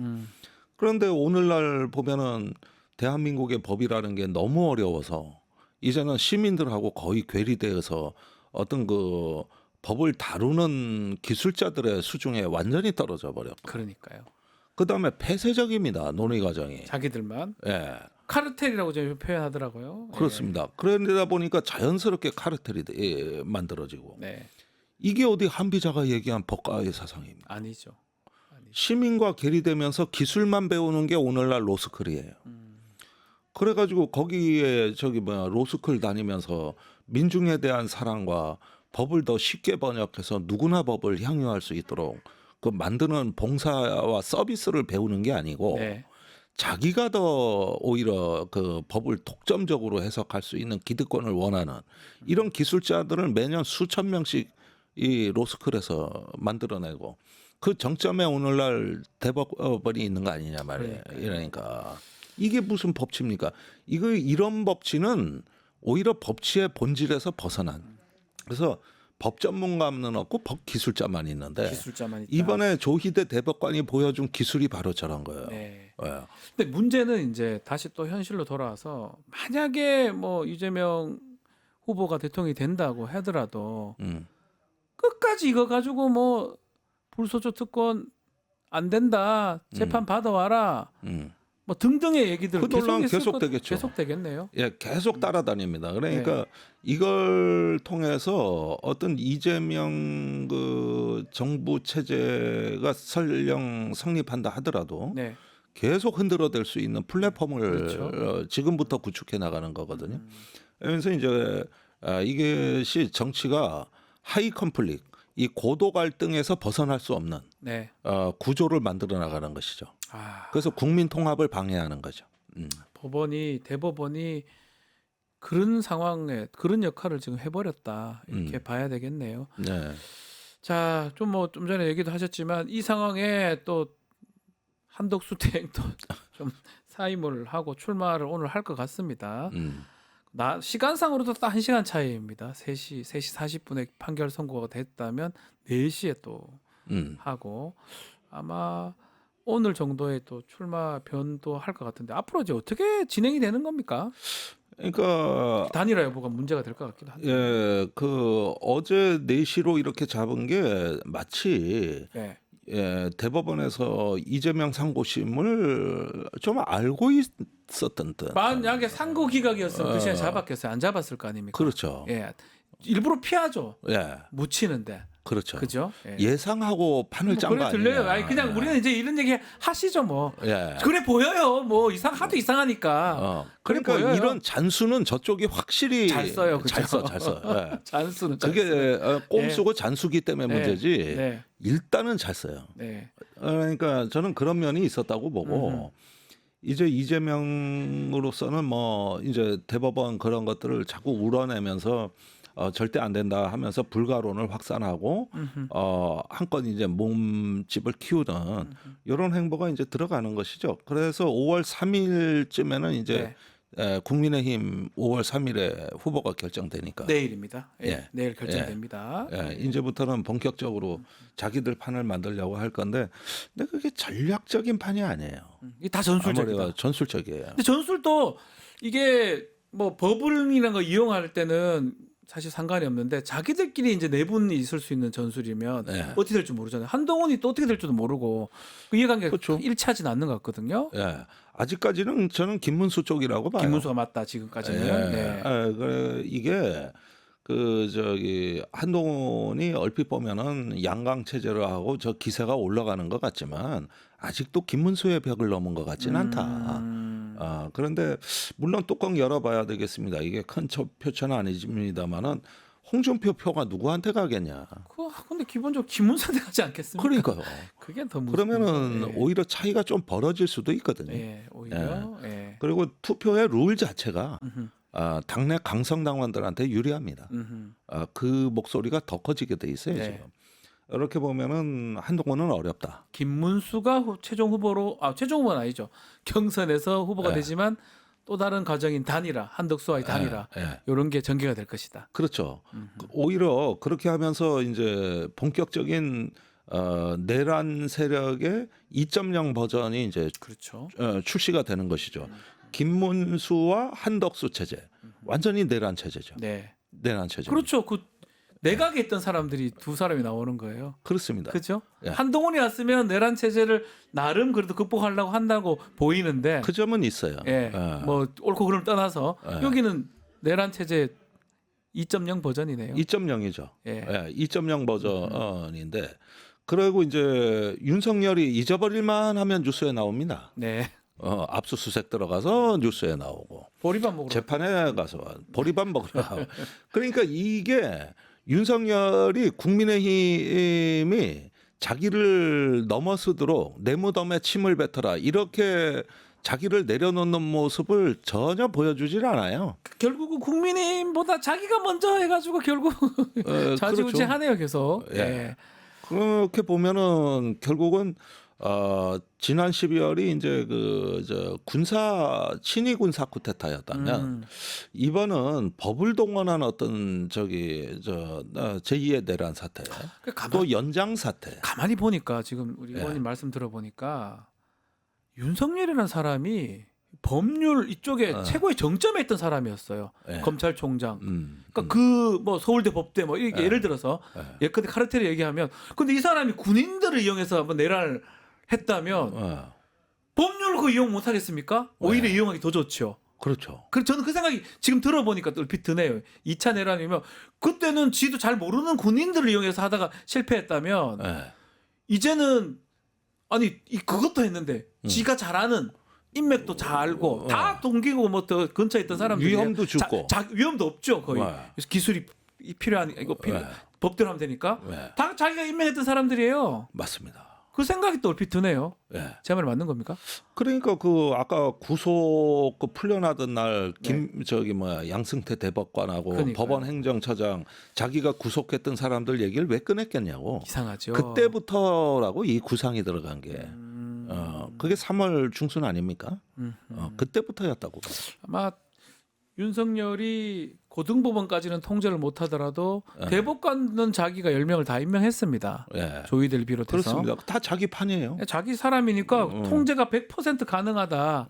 그래서 결국 빨리 땡겨가지고 이 선거에 자주주할 수 있는 거 아니냐 이런 판을 그렸을 것이다. 아니, 그렇게 밖에 나와 있기도 하고 전화할 수 있겠잖아요. 그렇습니다. 이게 원래 플랜 B였던 것 같고. 그래가지고 제가 국민의힘 쪽에 어디 뭐 당협위원장들이나 이렇게 대화해 보면은 한 2월부터 돌던 말들이 헌법재판소가 윤석열 처리해주고 대법원이 이재명 처리해준다. 이 말은 원래 돌던 말이에요. 원래 이런 이야기들이 있었어요. 그래서 나는 그 터무니없는 시나리오라고는 봤지만은 막상 5월까지 이것이 진행되면서 그게 그래도 살아있는 시나리오였구나 이런 어떤 그 생각을 또 안 해볼 수가 없네요. 한덕수가 후보로 될 수 있는 겁니까? 이런 구도대로라면 그건 어떻게 보시면 시간이 만약에 좀 끌면 끌수록 한덕수는 김문수의 백댄서입니다. 김문수가 되는 겁니까? 그러면 그렇게 보시는 겁니까? 백댄서입니까? 백댄서예요. 백댄서. 이거 대부분 보면 한덕수가 좀 더 추대받을 가능성이 높다 이런 얘기하지 않습니까? 아니 그래도 이게 구조적으로 불가능해요. 구조적으로. 이게 무소속으로 지금 출마 선언하는 거거든요. 이게. 그런데 윤석열 같으면 일찌감치 왜 저 국민의힘에 입당해서 맞습니다. 그게 2021년 8월입니다. 그래가지고 근데 그거 입당하고 싶어 입당한 게 아니거든요. 어쩔 수 없이 입당한 거예요. 어쩔 수 없이 대권으로 가려면 무소속 회가 할 수가 없으면 돈도 많이 들고 뭐 방법이 없지 않습니까? 방법이 없어, 조직도 하나도 없고. 이거는 국민의힘 후보 뒤에서 백댄서 역할을 하고 흡수될 거다. 전 그렇게 봐요. 그러면 한덕수는 뭡니까? 이용당한 거예요, 또? 아니 그런데 이제 어떤 면에서는 자꾸 이렇게 판을 키우고 본인도 발버둥을 쳐야 돼요. 본인뿐만 걸린 게 아니에요. 국무위원 여러 명 걸려 있어요. 여러 명 걸려 있습니다. 사실은 계엄에 가장 색깔이 가까운 김문수가 어찌된 일인지 그때 노동부 장관으로 계엄 국무회의에 안 왔어요. 안 왔죠. 그래서 지금 좀 전화만 여기 있을 수 있는 거예요. 비난받을 여지를 좀 줄여놓은 거예요. 거기 안 갔으니까. 갔으면 뭐 출마 못했을 것 같기도 한데요. 그러면은 최상목이나 조태열 외교부 장관이나 뭐 이런 사람들은 못 나오거든요. 지금 네. 한덕수하고 다 같이 갈 운명이에요. 네. 피의자들입니다. 피의자들. 피의자들이에요. 예. 그러니까 김문수한테라도 기대서 조금 더 어떤 그 본인의 그 구명줄을 넓혀놔야. 그래서 나중에 이제 이재명 정부가 서서 수사가 들어오면은 이거 정치 보복이다. 이렇게라도 주장할 수 있는 명분이 되죠. 결국은 시간은 한덕수 편이 아니고 김문수 편 같네요. 막 김문수가 후보가 된다면 지금으로선 유리하죠. 예, 시간 계속 가면 갈수록 5월 11일 이제 후보 등록자 그 마감 기간인데 그리고 시간이 흐름을수록 더 이상 무소속으로 국민의힘이 할 수는 없는 거 아닙니까? 그런데 이제 투표용지가 인쇄될 때까지는 가능합니다. 네, 가능은 하죠. 직전까지는. 예, 그렇게 되면 뭐냐면은 후보 등록하는데 좀 자기 돈 쓰고 그러면서 29억까지 모금이 되거든요. 네. 그러면은 투표용지가 인쇄되기 직전까지는 활동하는 게 이해는 가요. 그 다음에 최후의 순간 용지 인쇄가 들어갈 때 단일화하는 방법이 있고. 네. 이것도 여의치 않다면은 안철수 윤석열이 그 단일화 하듯이. 그렇죠. 종이에 남아요. 있긴 하지만 종이에 남아 있지만은 그건 대선 막바지에 4차 TV 토론이 끝나고 단일화했거든요. 맞습니다. 밤 11시에. 예. 근데 TV 토론이 총 6번 있었으니까 그 중에서도 후반부에 한 거예요. 마지막 순간에 안 된다는 게 된 거거든요. 지난 대선 때요. 예. 그렇습니다. 그러니까 이제 그거는 그 다음 시나리오가 되는 거니까 지금부터 총 3번의 기회가 있습니다. 선거운동 들어가기 전에 1단계, 네. 그다음에 투표용지가 인쇄되기 전에 2단계, 그다음에 투표용지엔 들어갔으나 투표 전에 3단계. 예, 요 중에서 이제 가능한 시나리오를 우선순위를 따져야 보겠죠. 자, 뭐 어쨌든 어제 대법원 그 결정, 그 판결로 많은 국민들이 좀 또 잠을 못 자는 또 불면의 시간을 또 보내지 않을까 또 생각도 들고. 아니, 너무 실망하지 국민들한테 마십시오. 한 말씀 좀 해주시면 좋을 것 같아요. 뭐 지지자들도 또 있을 거고 민주당. 그러니까 네. 뭐 제가 민주당 사람은 아니십니다. 아닙니다만 그냥 이 사태는 야권 전체의 어떤 그 문제라고 보고 그러지만은 지금의 작금의 그 법률 사태라고 봐야 되겠죠. 이런 어떤 그 법률 비상 사태 이런 부분들은 그 강물로 얘기하자면 폭포 하나 만난 거다. 폭포를 만난 것이다. 예. 폭포 한번 만나서 떨어졌다고 해서 바다로 가는 걸 멈출 리는 없다. 그 물결은 그대로 갈 것이다. 예. 아하. 그래서 이거는 갑자기 험한 바위를 만나고 폭포에서 떨어질지언정 이것이 바다로 가는 걸 멈추는 강물은 멈추지 않는다. 이렇게 좀 마음을 넓고 좀 장기적 안목으로 보시고 이럴수록 더 아마 조금 어떤 권력 교체, 정권 교체, 더 나가서 사회 대개혁, 정치 개혁, 사법 개혁, 사회 대개혁 이런 어떤 개혁의 비전이 더 풍성해질 수도 있겠구나. 이런 식으로 한번 이 정치를 보시면 어떨까 하는 생각이 듭니다. 예. 알겠습니다. 뭐 마음 편하게 가져라 이 말씀은 아니지만 그런 측면도 있다라고 그렇게 보시면 좋겠다 이렇게 이해를 해보겠습니다. 자, 최강 디펜스 김종대 의원과 이야기 나눴습니다. 오늘 말씀 감사합니다. 네, 고맙습니다. 자, 구독자 이벤트 하나 소개해드리겠습니다. 자, 2,000 통통 쿠폰 지급해드리는 2,000 상당 할인 쿠폰 지급해드리고 있는데요. 채팅 링크에 있는 통통몰에 가입하신 뒤에 회원금 코너 한 번만 붙여넣기 하시면 됩니다. 댓글 달면 5,000 통통 쿠폰 드리겠습니다. 이어서 뉴스 인사 프라임 3개와 K 준비되어 있습니다. 어디 가지 마시고 조금만 기다리십시오.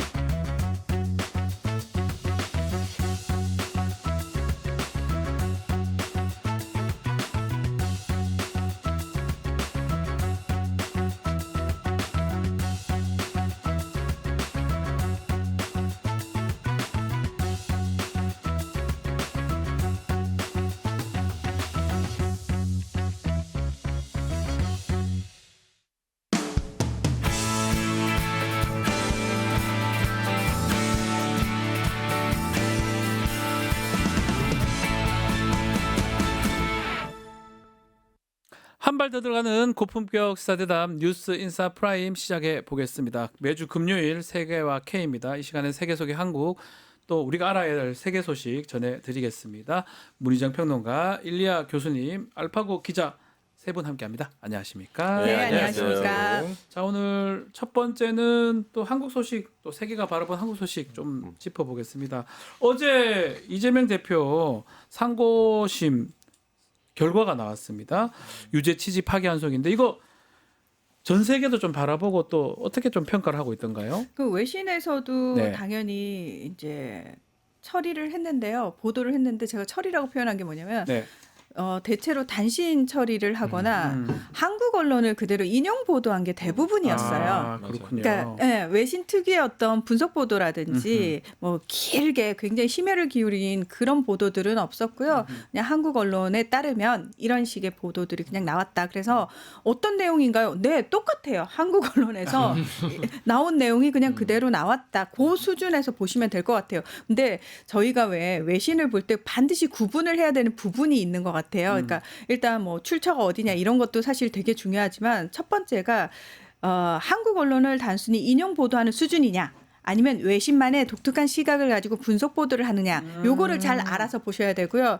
두 번째 분석 보도를 하더라도 그 안에 인터뷰를 한 사람들 소위 한국 내 전문가들이라고 하는 사람들이 어떤 성향인지 저희가 딱 보면 알잖아요. 네. 그 성향도 사실은 조금 가려서 보실 필요가 있다. 그런데 이번에 대법원 판결 같은 경우에는 그냥 한국 언론을 거의 대부분 대동소이하게 인용 보도를 한 수준입니다. 로이터 보니까 이렇게 돼 있네요. 이제껏 무죄로 판결했던 이전 판결을 뒤집고 그의 대선 출마 자격에 의문을 제기했다.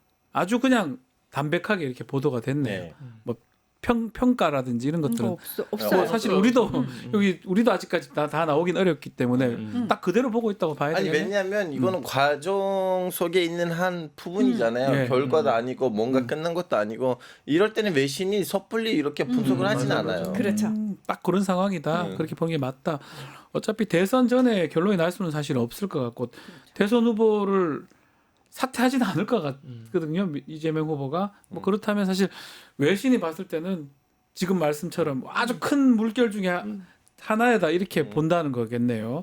자, 앞서 그 기억나시겠지만 이재명 후보가 89.77% 요때는 외신이 좀 주목을 했다고 하던데요. 이거는 사실 대대적으로 네. 보도를 한 거죠. 왜냐하면 네. 그 우리 알파고 기자님 말씀하신 과정 중에서 굉장히 큰 모멘텀이거든요. 아, 이건 큰 것이다. 그럼요. 예, 큰 거기 때문에 분석 보도가 나왔는데 로이터 통신 같은 경우에는 한국의 계엄령이 이재명을 대통령을 향한 길로 돌려 세웠다라는 제목의 기사에서 굉장히 그 보수 후보들을 큰 격차로 앞서고 있는 부분 그리고 이재명 후보가 어떤 정치적 길을 걸어왔고 뭐 개인의 성장 배경이라든지 굉장히 자세하게 다뤘습니다. 그리고 무엇보다 지금 이재명 대표가 이제 앞으로 차기 대통령이 된다면 헤쳐나가야 될 그의 앞에 이제 남겨진 한국의 숙제들 이런 것도 다 짚으면서 굉장히 뭐라고 얘기하죠? 좀 관심 있게 굉장히 주목도를 많이 높여서 보도를 했죠. 90%는 아니지만 89.77% 상당히 압도적 득표율이었는데 그 부분을 좀 주목을 했을 것 같기도 해요.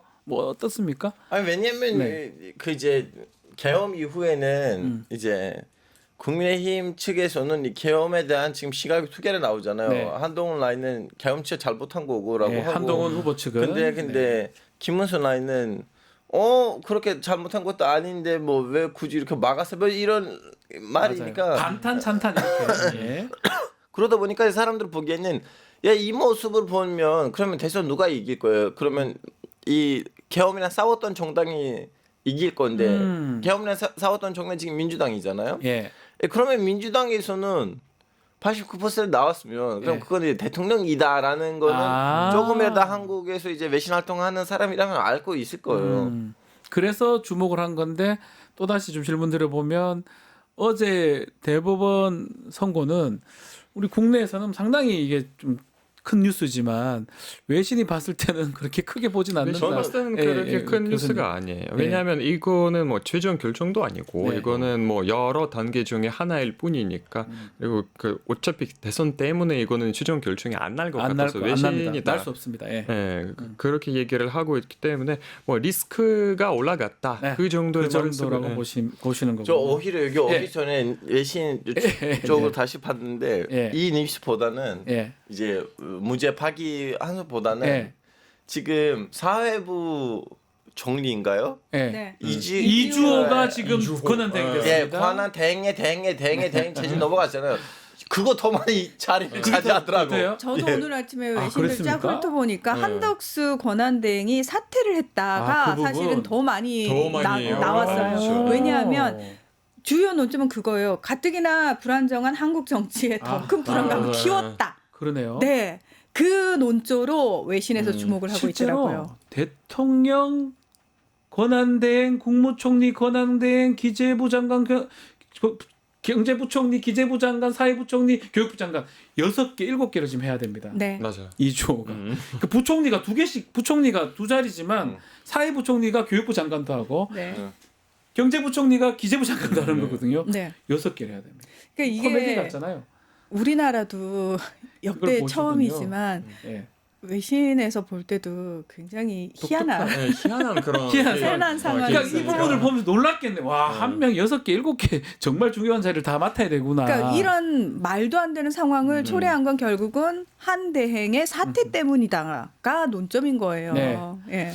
자, 그 부분을 외신들이 오히려 이제 더 많이 본다. 주목했다. 자, 미국 얘기 잠깐 해봐야 되는데 이것도 한대행 관련된 부분일 수 있습니다. 2+2 협상 부분 조금 저는 이해가 안 돼요. 약간 입장이 달라요. 이게 다를 수가 있나 싶기도 하고 통상협의 완료 시점도 지금 두 촉이 둘이가 얘기를 했는데 왜 다를 수가 있나요? 어떻게 해봐야 됩니까, 평론가님? 저희가 지난주에 얘기를 하면서 제가 네. 그랬잖아요. 한국 측 입장하고 미국 측 입장이 다르다. 네. 심지어 구체적으로 미국은 어떤 얘기를 했는지조차 얘기를 하고 있지 않다. 불안하다라고 말씀을 드렸잖아요. 그래서 말씀하셨어요. 네, 아니나 다를까 베센트 재무장관이 그 트럼프 취임 100일을 맞은 기념 기자회견에 나와가지고 그 이야기를 하는 거예요. 한국 측이 빨리 협상을 마무리해가지고 이걸 선거 캠페인에 활용하려고 하고 맞아요. 있어. 네. 우리가 그걸 확인했어라는 식의 그 부분? 얘기를 합니다. 자, 이게 한국 언론에서는 전혀 이해가 안 됐었던 거고 한국 정부 측도 이야기를 하지 않았던 부분이거든요. 그러면서 심지어 뭐 지금은 사퇴를 했습니다만 최성목 전 부총리가 뭐라고까지 얘기했습니까? 아, 이거는 미국이 대내용으로 이야기를 한 거야. 우리도 이 이야기에 대해서 논의가 그러니까 의의가 뭔지 실제 의미가 뭔지 알아보고 있어라는 식으로 얘기를 하는데 윤석열 정부 들어서 많은 국민들이 학습 효과가 하나 있죠. 네. 우리 정부가 부인하고 우리 정부가 얘기하지 않은 거에 대해서 나중에 사실로 밝혀졌을 때 어느 쪽 말을 더 믿게 되느냐. 우리는 상대국 말을 더 믿게 되는 상황을 계속 일본 말을 더 경험했어요. 믿었고요. 미국 네. 말을 더 믿었습니다.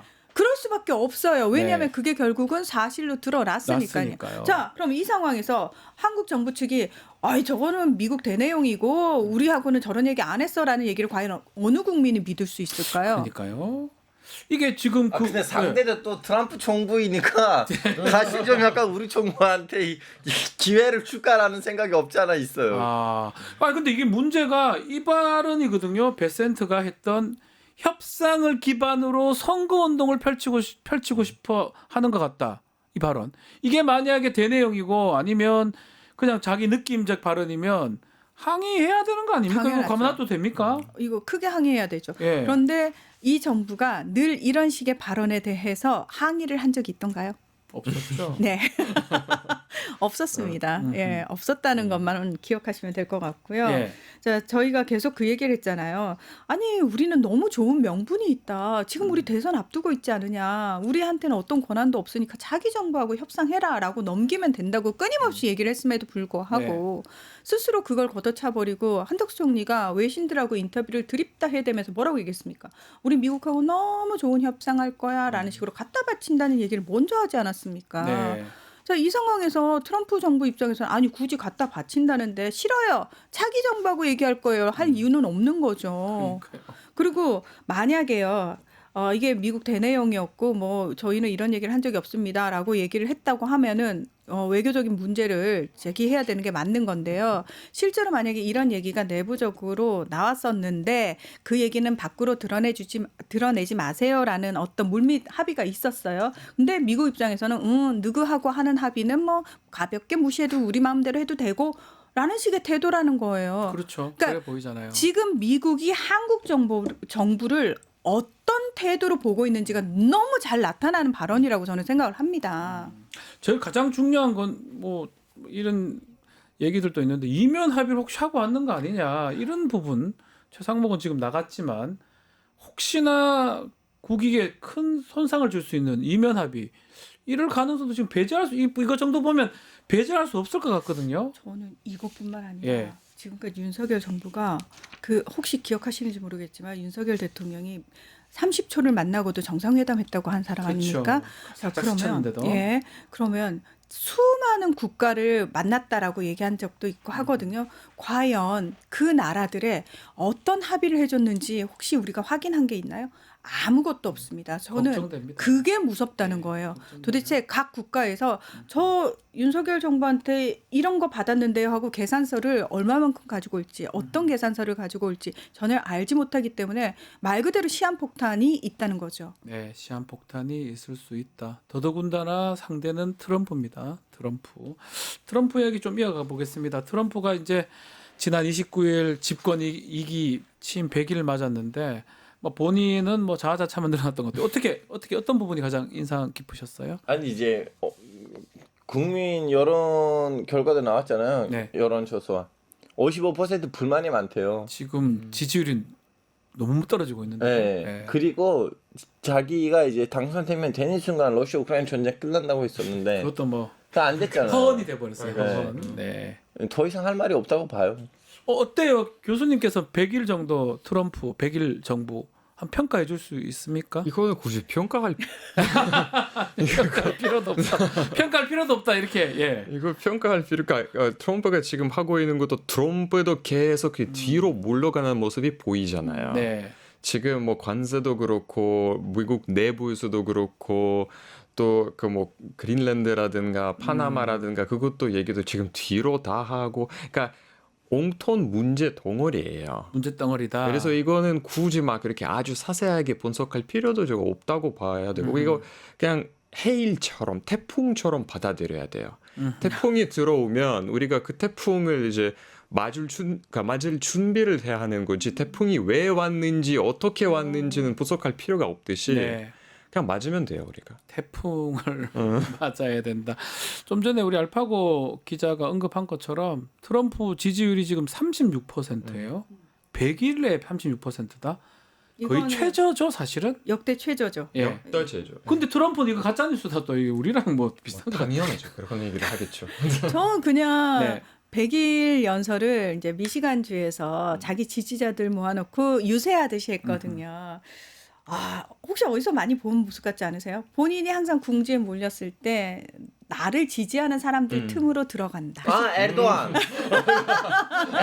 에르도안도 그렇지만 모 대통령도 서문시장에 자주 갔었어요. 여러 명 했었어요. 서문시장으로 갔었어요. 네, 브라질의 극우 대통령이라고 예. 하는 보소나루도 맨날 보소나루도 이직했거든요. 똑같은 예, 맨날 그랬고요. 예. 아유, 저기 다 가고 매뉴얼이 싶어요. 있다니까요. 그런 대로 아마 외로워서 그러나요? 아니, 동기부여를 받기 위해서 자기 지지자 쪽에 가는 거군요. 예. 당연하죠. 아하. 그리고 사실은 세를 과시해야 되잖아요. 이놈의 언론들은 폭스뉴스를 제외하고 오로지 나를 공격하지 않느냐. 그렇기 때문에 당신들의 목소리를 더 크게 키워가지고 내가 잘하고 있다라는 걸 보여줄 필요가 있어. 라는 쇼를 연출을 하는 거죠. 그렇죠. 그런 측면도 있네요. 그리고 트럼프는 늘 그렇듯이 본인이 잘한 것만 얘기해요. 자기 생각이 자기 지지자들이 좋아할 것만 얘기하고 못한 거 있잖아요. 그거는 쏙 빼요. 뭐라고 그러니까 뭐 그거는 어떻게 됐어요? 그러면은 뭐라고란 얘기도 안 해요. 못 들은 척을 해요. 네, 그리고 내가 하고 싶은 얘기를 막 하죠. 똑같았습니다. 그리고 바이든 전 대통령에 대해서 이거 다 못한 거 있잖아. 바이든이 못해서 이런 거야. 전 정부 탓. 예. 이거는 뭐 똑같네요. 뭔가 비슷해요. 매뉴얼이 있어요. 독재자들은. 그게 또 그분들이 하는 스타일은 거의 비슷해요. 나보다 전 정부나 다른 사람 근데 실제로 미국 핑계대고. 상황을 보면 예. 지금 제일 우리가 봐야 하는 게 심지어 테슬라의 이사회가 지금 일론 머스크를 CEO 해직하려고 하는 그 시도를 그 하고 있는 정도입니까? 그 정도이기 때문에 위기라고 보시면 됩니다. 자, 그리고 또 트럼프가 됐을 때 가장 이건 해결해 줄 줄 알았거든요. 전쟁들. 러시아, 우크라이나 아니면 중동 전쟁. 지금 러시아, 우크라이나 상황은 그냥 어때요? 계속 개워지고 그대로죠, 있고, 그냥. 예, 그러니까 계속 개워지고 있고, 그러니까 뭐 예. 물론 트럼프에서 켈러가 윗먼이랑 켈러가 계속 푸틴이랑 뭐 얘기하기도 하고 막 네. 하는데. 얼마 전에 루비오 국무장관도 뭐 우리는 러시아 입장을 들었고 우크라이나 입장을 들었고 이제는 이제 어느 정도의 좀 이렇게 가까워지는 그런 얘기를 하고 있다.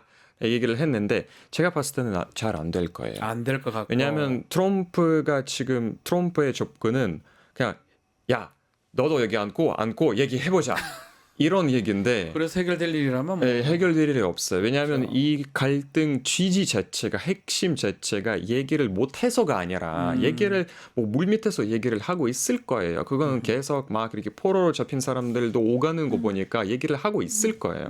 근데 지금 푸틴이 요구하는 것과 젤렌스키가 원하는 것과 너무 다르기 때문에 이거는 그냥 얘기한다고 해서 해결되는 건 아니에요. 아니다. 그래서 지금은 어제는 우크라이나와 미국에 그 사인을 했잖아요. 광물협정. 그 광물협정. 거기는 보니까 원래는 트럼프가 요구했던 것과 완전 반대예요.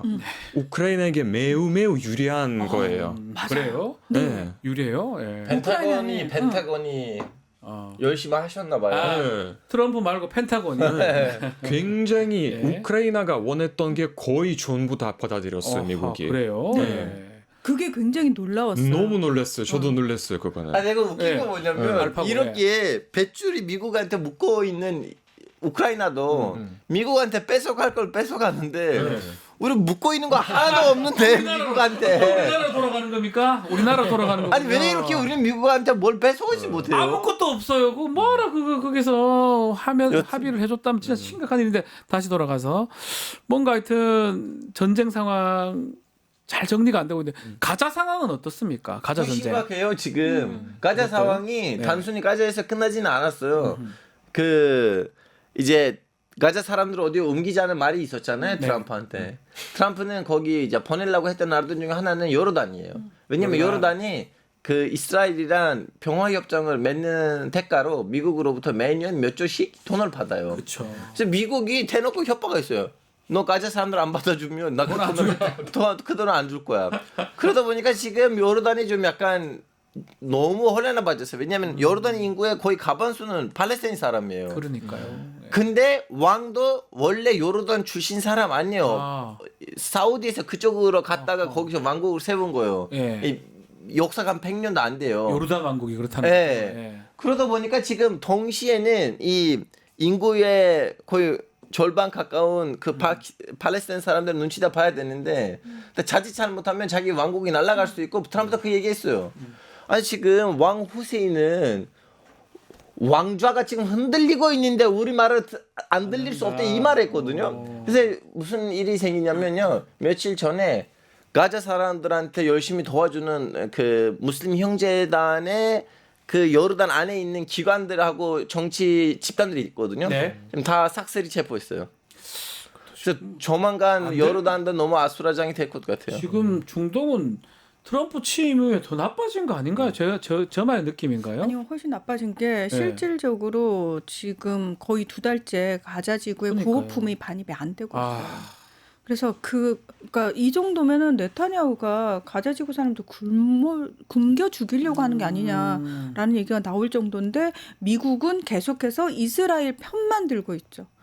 그쪽 편에서 그쪽 이야기만 하고 있는 상황이죠. 트럼프. 근데 또 반면에 이런 일이 있어요. 그 이란하고 지금 협상을 하려고 했는데 나타냐후는 그것 때문에 너무 불편해요. 그렇죠. 맞아. 우리한테 왜 무슨 얘기를 했는지 안 알려주냐. 우리가 왜 이렇게 모르는 사이에 많이 이렇게 협상을 했냐. 그래서 지금 얼마 전에 그 폭파 사고가 있었잖아요. 네. 이란 남부에서. 네. 사람들 그 이스라엘 했다고 이제 주장을 하는데 아무런 증거는 없어요. 증거는 없고. 네. 결국 트럼프가 2기 정부 취임을 하면서 잘한 것도 별로 없고 특히 자기가 뭐 거래 이런 거 기술 뛰어나다고 뭐 했던 것 같은데 그런 것도 안 먹히는 것 같다는 생각이 많이 드는데요. 그 1기 때를 네. 경험했었기 때문에 사실은 2기가 전혀 먹히지 않는 겁니다. 오히려. 네. 그러니까 1기 때를 생각해 보면 전 세계가 그러네요. 혼돈이었어요. 예. 미국도 혼돈이었지만 전 세계가 혼돈이어가지고 혼돈이었는데. 어떻게 대응을 해야 될지 몰라서 우왕좌왕했었거든요. 중국조차도. 그런데 그 1기를 겪고 나서 전 세계가 트럼프에 대해서 우리가 이런 식으로 대응을 해야겠구나라고 매뉴얼들이 다 생긴 거예요. 그러니까 2기는 중국은 엄청 준비했더라고요. 당연합니다. 그러니까 2기가 먹히지를 않는 안 먹힌 거예요. 거네요. 네. 그러니까 처음에 봤을 때 막 이상한 행동을 하면 저도 지도자가 저럴까 미국 이런데 지금 저러겠지 또 이상한 짓 하겠지 이걸 알기 때문에 그렇죠. 트럼프 방식이 안 먹히는 준비를 거네요. 다 했고, 그러니까 다 와. 중국을 비롯해서 다 준비를 했고 또 유럽연합도 훨씬 또 이제 학습 효과가 생겼기 때문에 네. 우크라이나 사례를 들면 젤렌스키가 굉장히 유용성 있게 트럼프가 듣고 싶은 말을 다 해주고 뒤에서는 자기가 받고 싶은 거 다 받아요. 네. 그러니까 지금은 뭐 예를 들어서 젤렌스키가 원래 안 했던 얘기가 러시아가 지금 점령하고 있는 영토를 넘어주겠다고라는 말까지는 했어요. 근데 그 말을 그러니까 트럼프가 들을 만한 그 달콤한 얘기를 하면서 뒤에서 뭐 미국의 미사일 방어체라든가 뭐 히트류 개발이라든가 이런 거 다 가져왔어요 우크라이나로.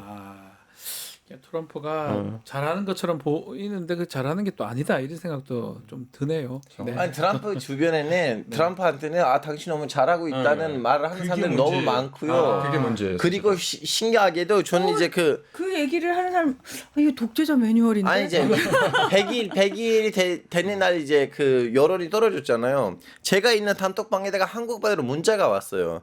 애국 시민 여러분, 드디어 우리는 승리했습니다. 지금 트럼프 대통령이 전 세계 계엄령을 내린 상태이고요. 세계 동맹군이 군사작전을 통해 딥스테이트 악의 세력들을 소탕 중입니다.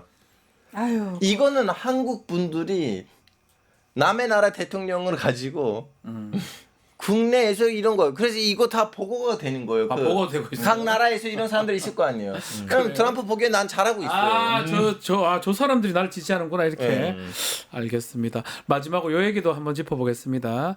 사실은 뭐 러시아 우크라이나 전쟁에 북한군이 파병됐다는 거 다 알고는 있었는데 이제서야 인정을 했습니다. 러시아 북한.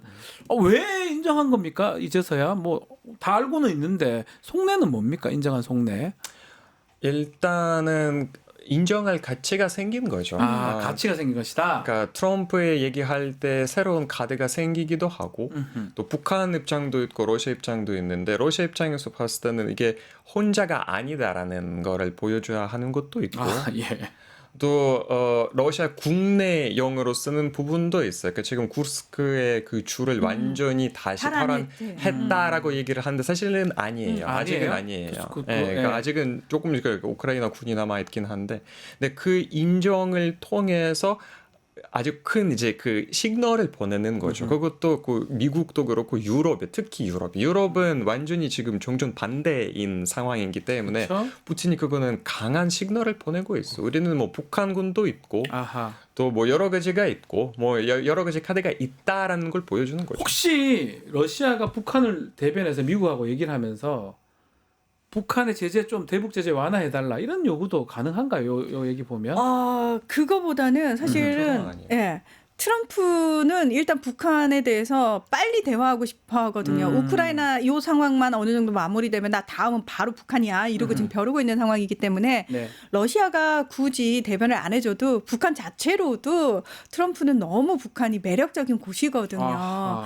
그래서 사실 이게 북한 내부에서도 이걸 공식적으로 인정을 했거든요. 인정을 했는데 그것과 관련해가지고 사실은 북한군이 11,000여 명 정도가 파병이 됐다고 하죠. 그리고 인명피해가 꽤 많았습니다. 뭐 사망자가 1,000명이 넘는다라고 얘기가 나오니까 이런 부분과 관련해서 북한도 이제 정리 단계에 들어가는 거예요. 전쟁을 끝내는 마무리하는 과정에서 이 부분과 관련해서 이제 뒤에 북한 정부가 이 감당해야 되는 부분들 그리고 내부적으로 1000명이 넘게 죽었고 북한군의 어떤 소실 이런 부분들을 어떤 식으로든 메꿔야 되는 상황이 생기는 거잖아요. 그리고 설명을 해야 되는 상황이 생기고 그래서 우리는 러시아와 함께 굉장히 위대한 투쟁을 하고 왔다라는 네. 영웅시가 이제 시작이 되는 거죠. 그래서 이들은 그냥 개죽음을 당한 것이 아니라 영웅적인 죽음을 했고 우린 영웅적인 전투를 했고 이 전투를 통해서 북한군이 얼마나 위대한지를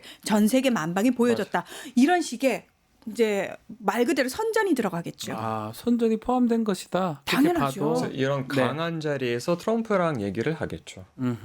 우리가 뭐, 그렇게 위대한데. 알파고님은 저는 그냥 뭐라고 해야 되나 그 북한을 이렇게 많이 띄워주면서 좀 약간 유럽 국가들한테 예 니네들이 뭐 저들어오면 여기 올 사람이 많다. 경고 카드예요. 경고 카드일 수도 있다는 거죠. 알겠습니다. 이 파병을 갑자기 공식화한 것도 참 근데 그동안 다 부정하지도 않았어요. 다 보였어요. 뭐 나왔잖아요. 그게 누가 봐도 유럽 사람이 아니에요. 북한 사람 같이 보이거든요. 그 병사들이. 알겠습니다. 자, 오늘 세가 K 여기서 마무리해야 되겠습니다. 세 분 감사합니다. 감사합니다. 자, 5월 연휴가 이제 시작이 됩니다. 연휴 동안 잠깐 뉴스 인사이다 쉬어갑니다. 다시 보기는 뉴스토마토 채널 통해서 볼 수가 있고요. 저희는 5월 7일 수요일 날 오전에 다시 찾아오겠습니다. 시청해주신 여러분 고맙습니다.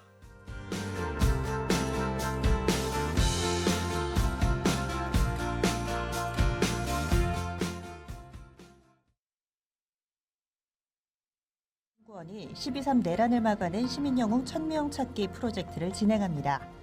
비상계엄 선포 이후 국회, 광화문, 남태령, 한남동 공관, 헌법재판소 등지에서 내란을 막고 탄핵소추를 이뤄낸 시민영웅 1000명을 찾아내 대한민국 민주주의의 역사로 기록하고 시상의 본보기로 삼음으로써 민주주의를 더 널리 확산하기 위한 프로젝트입니다.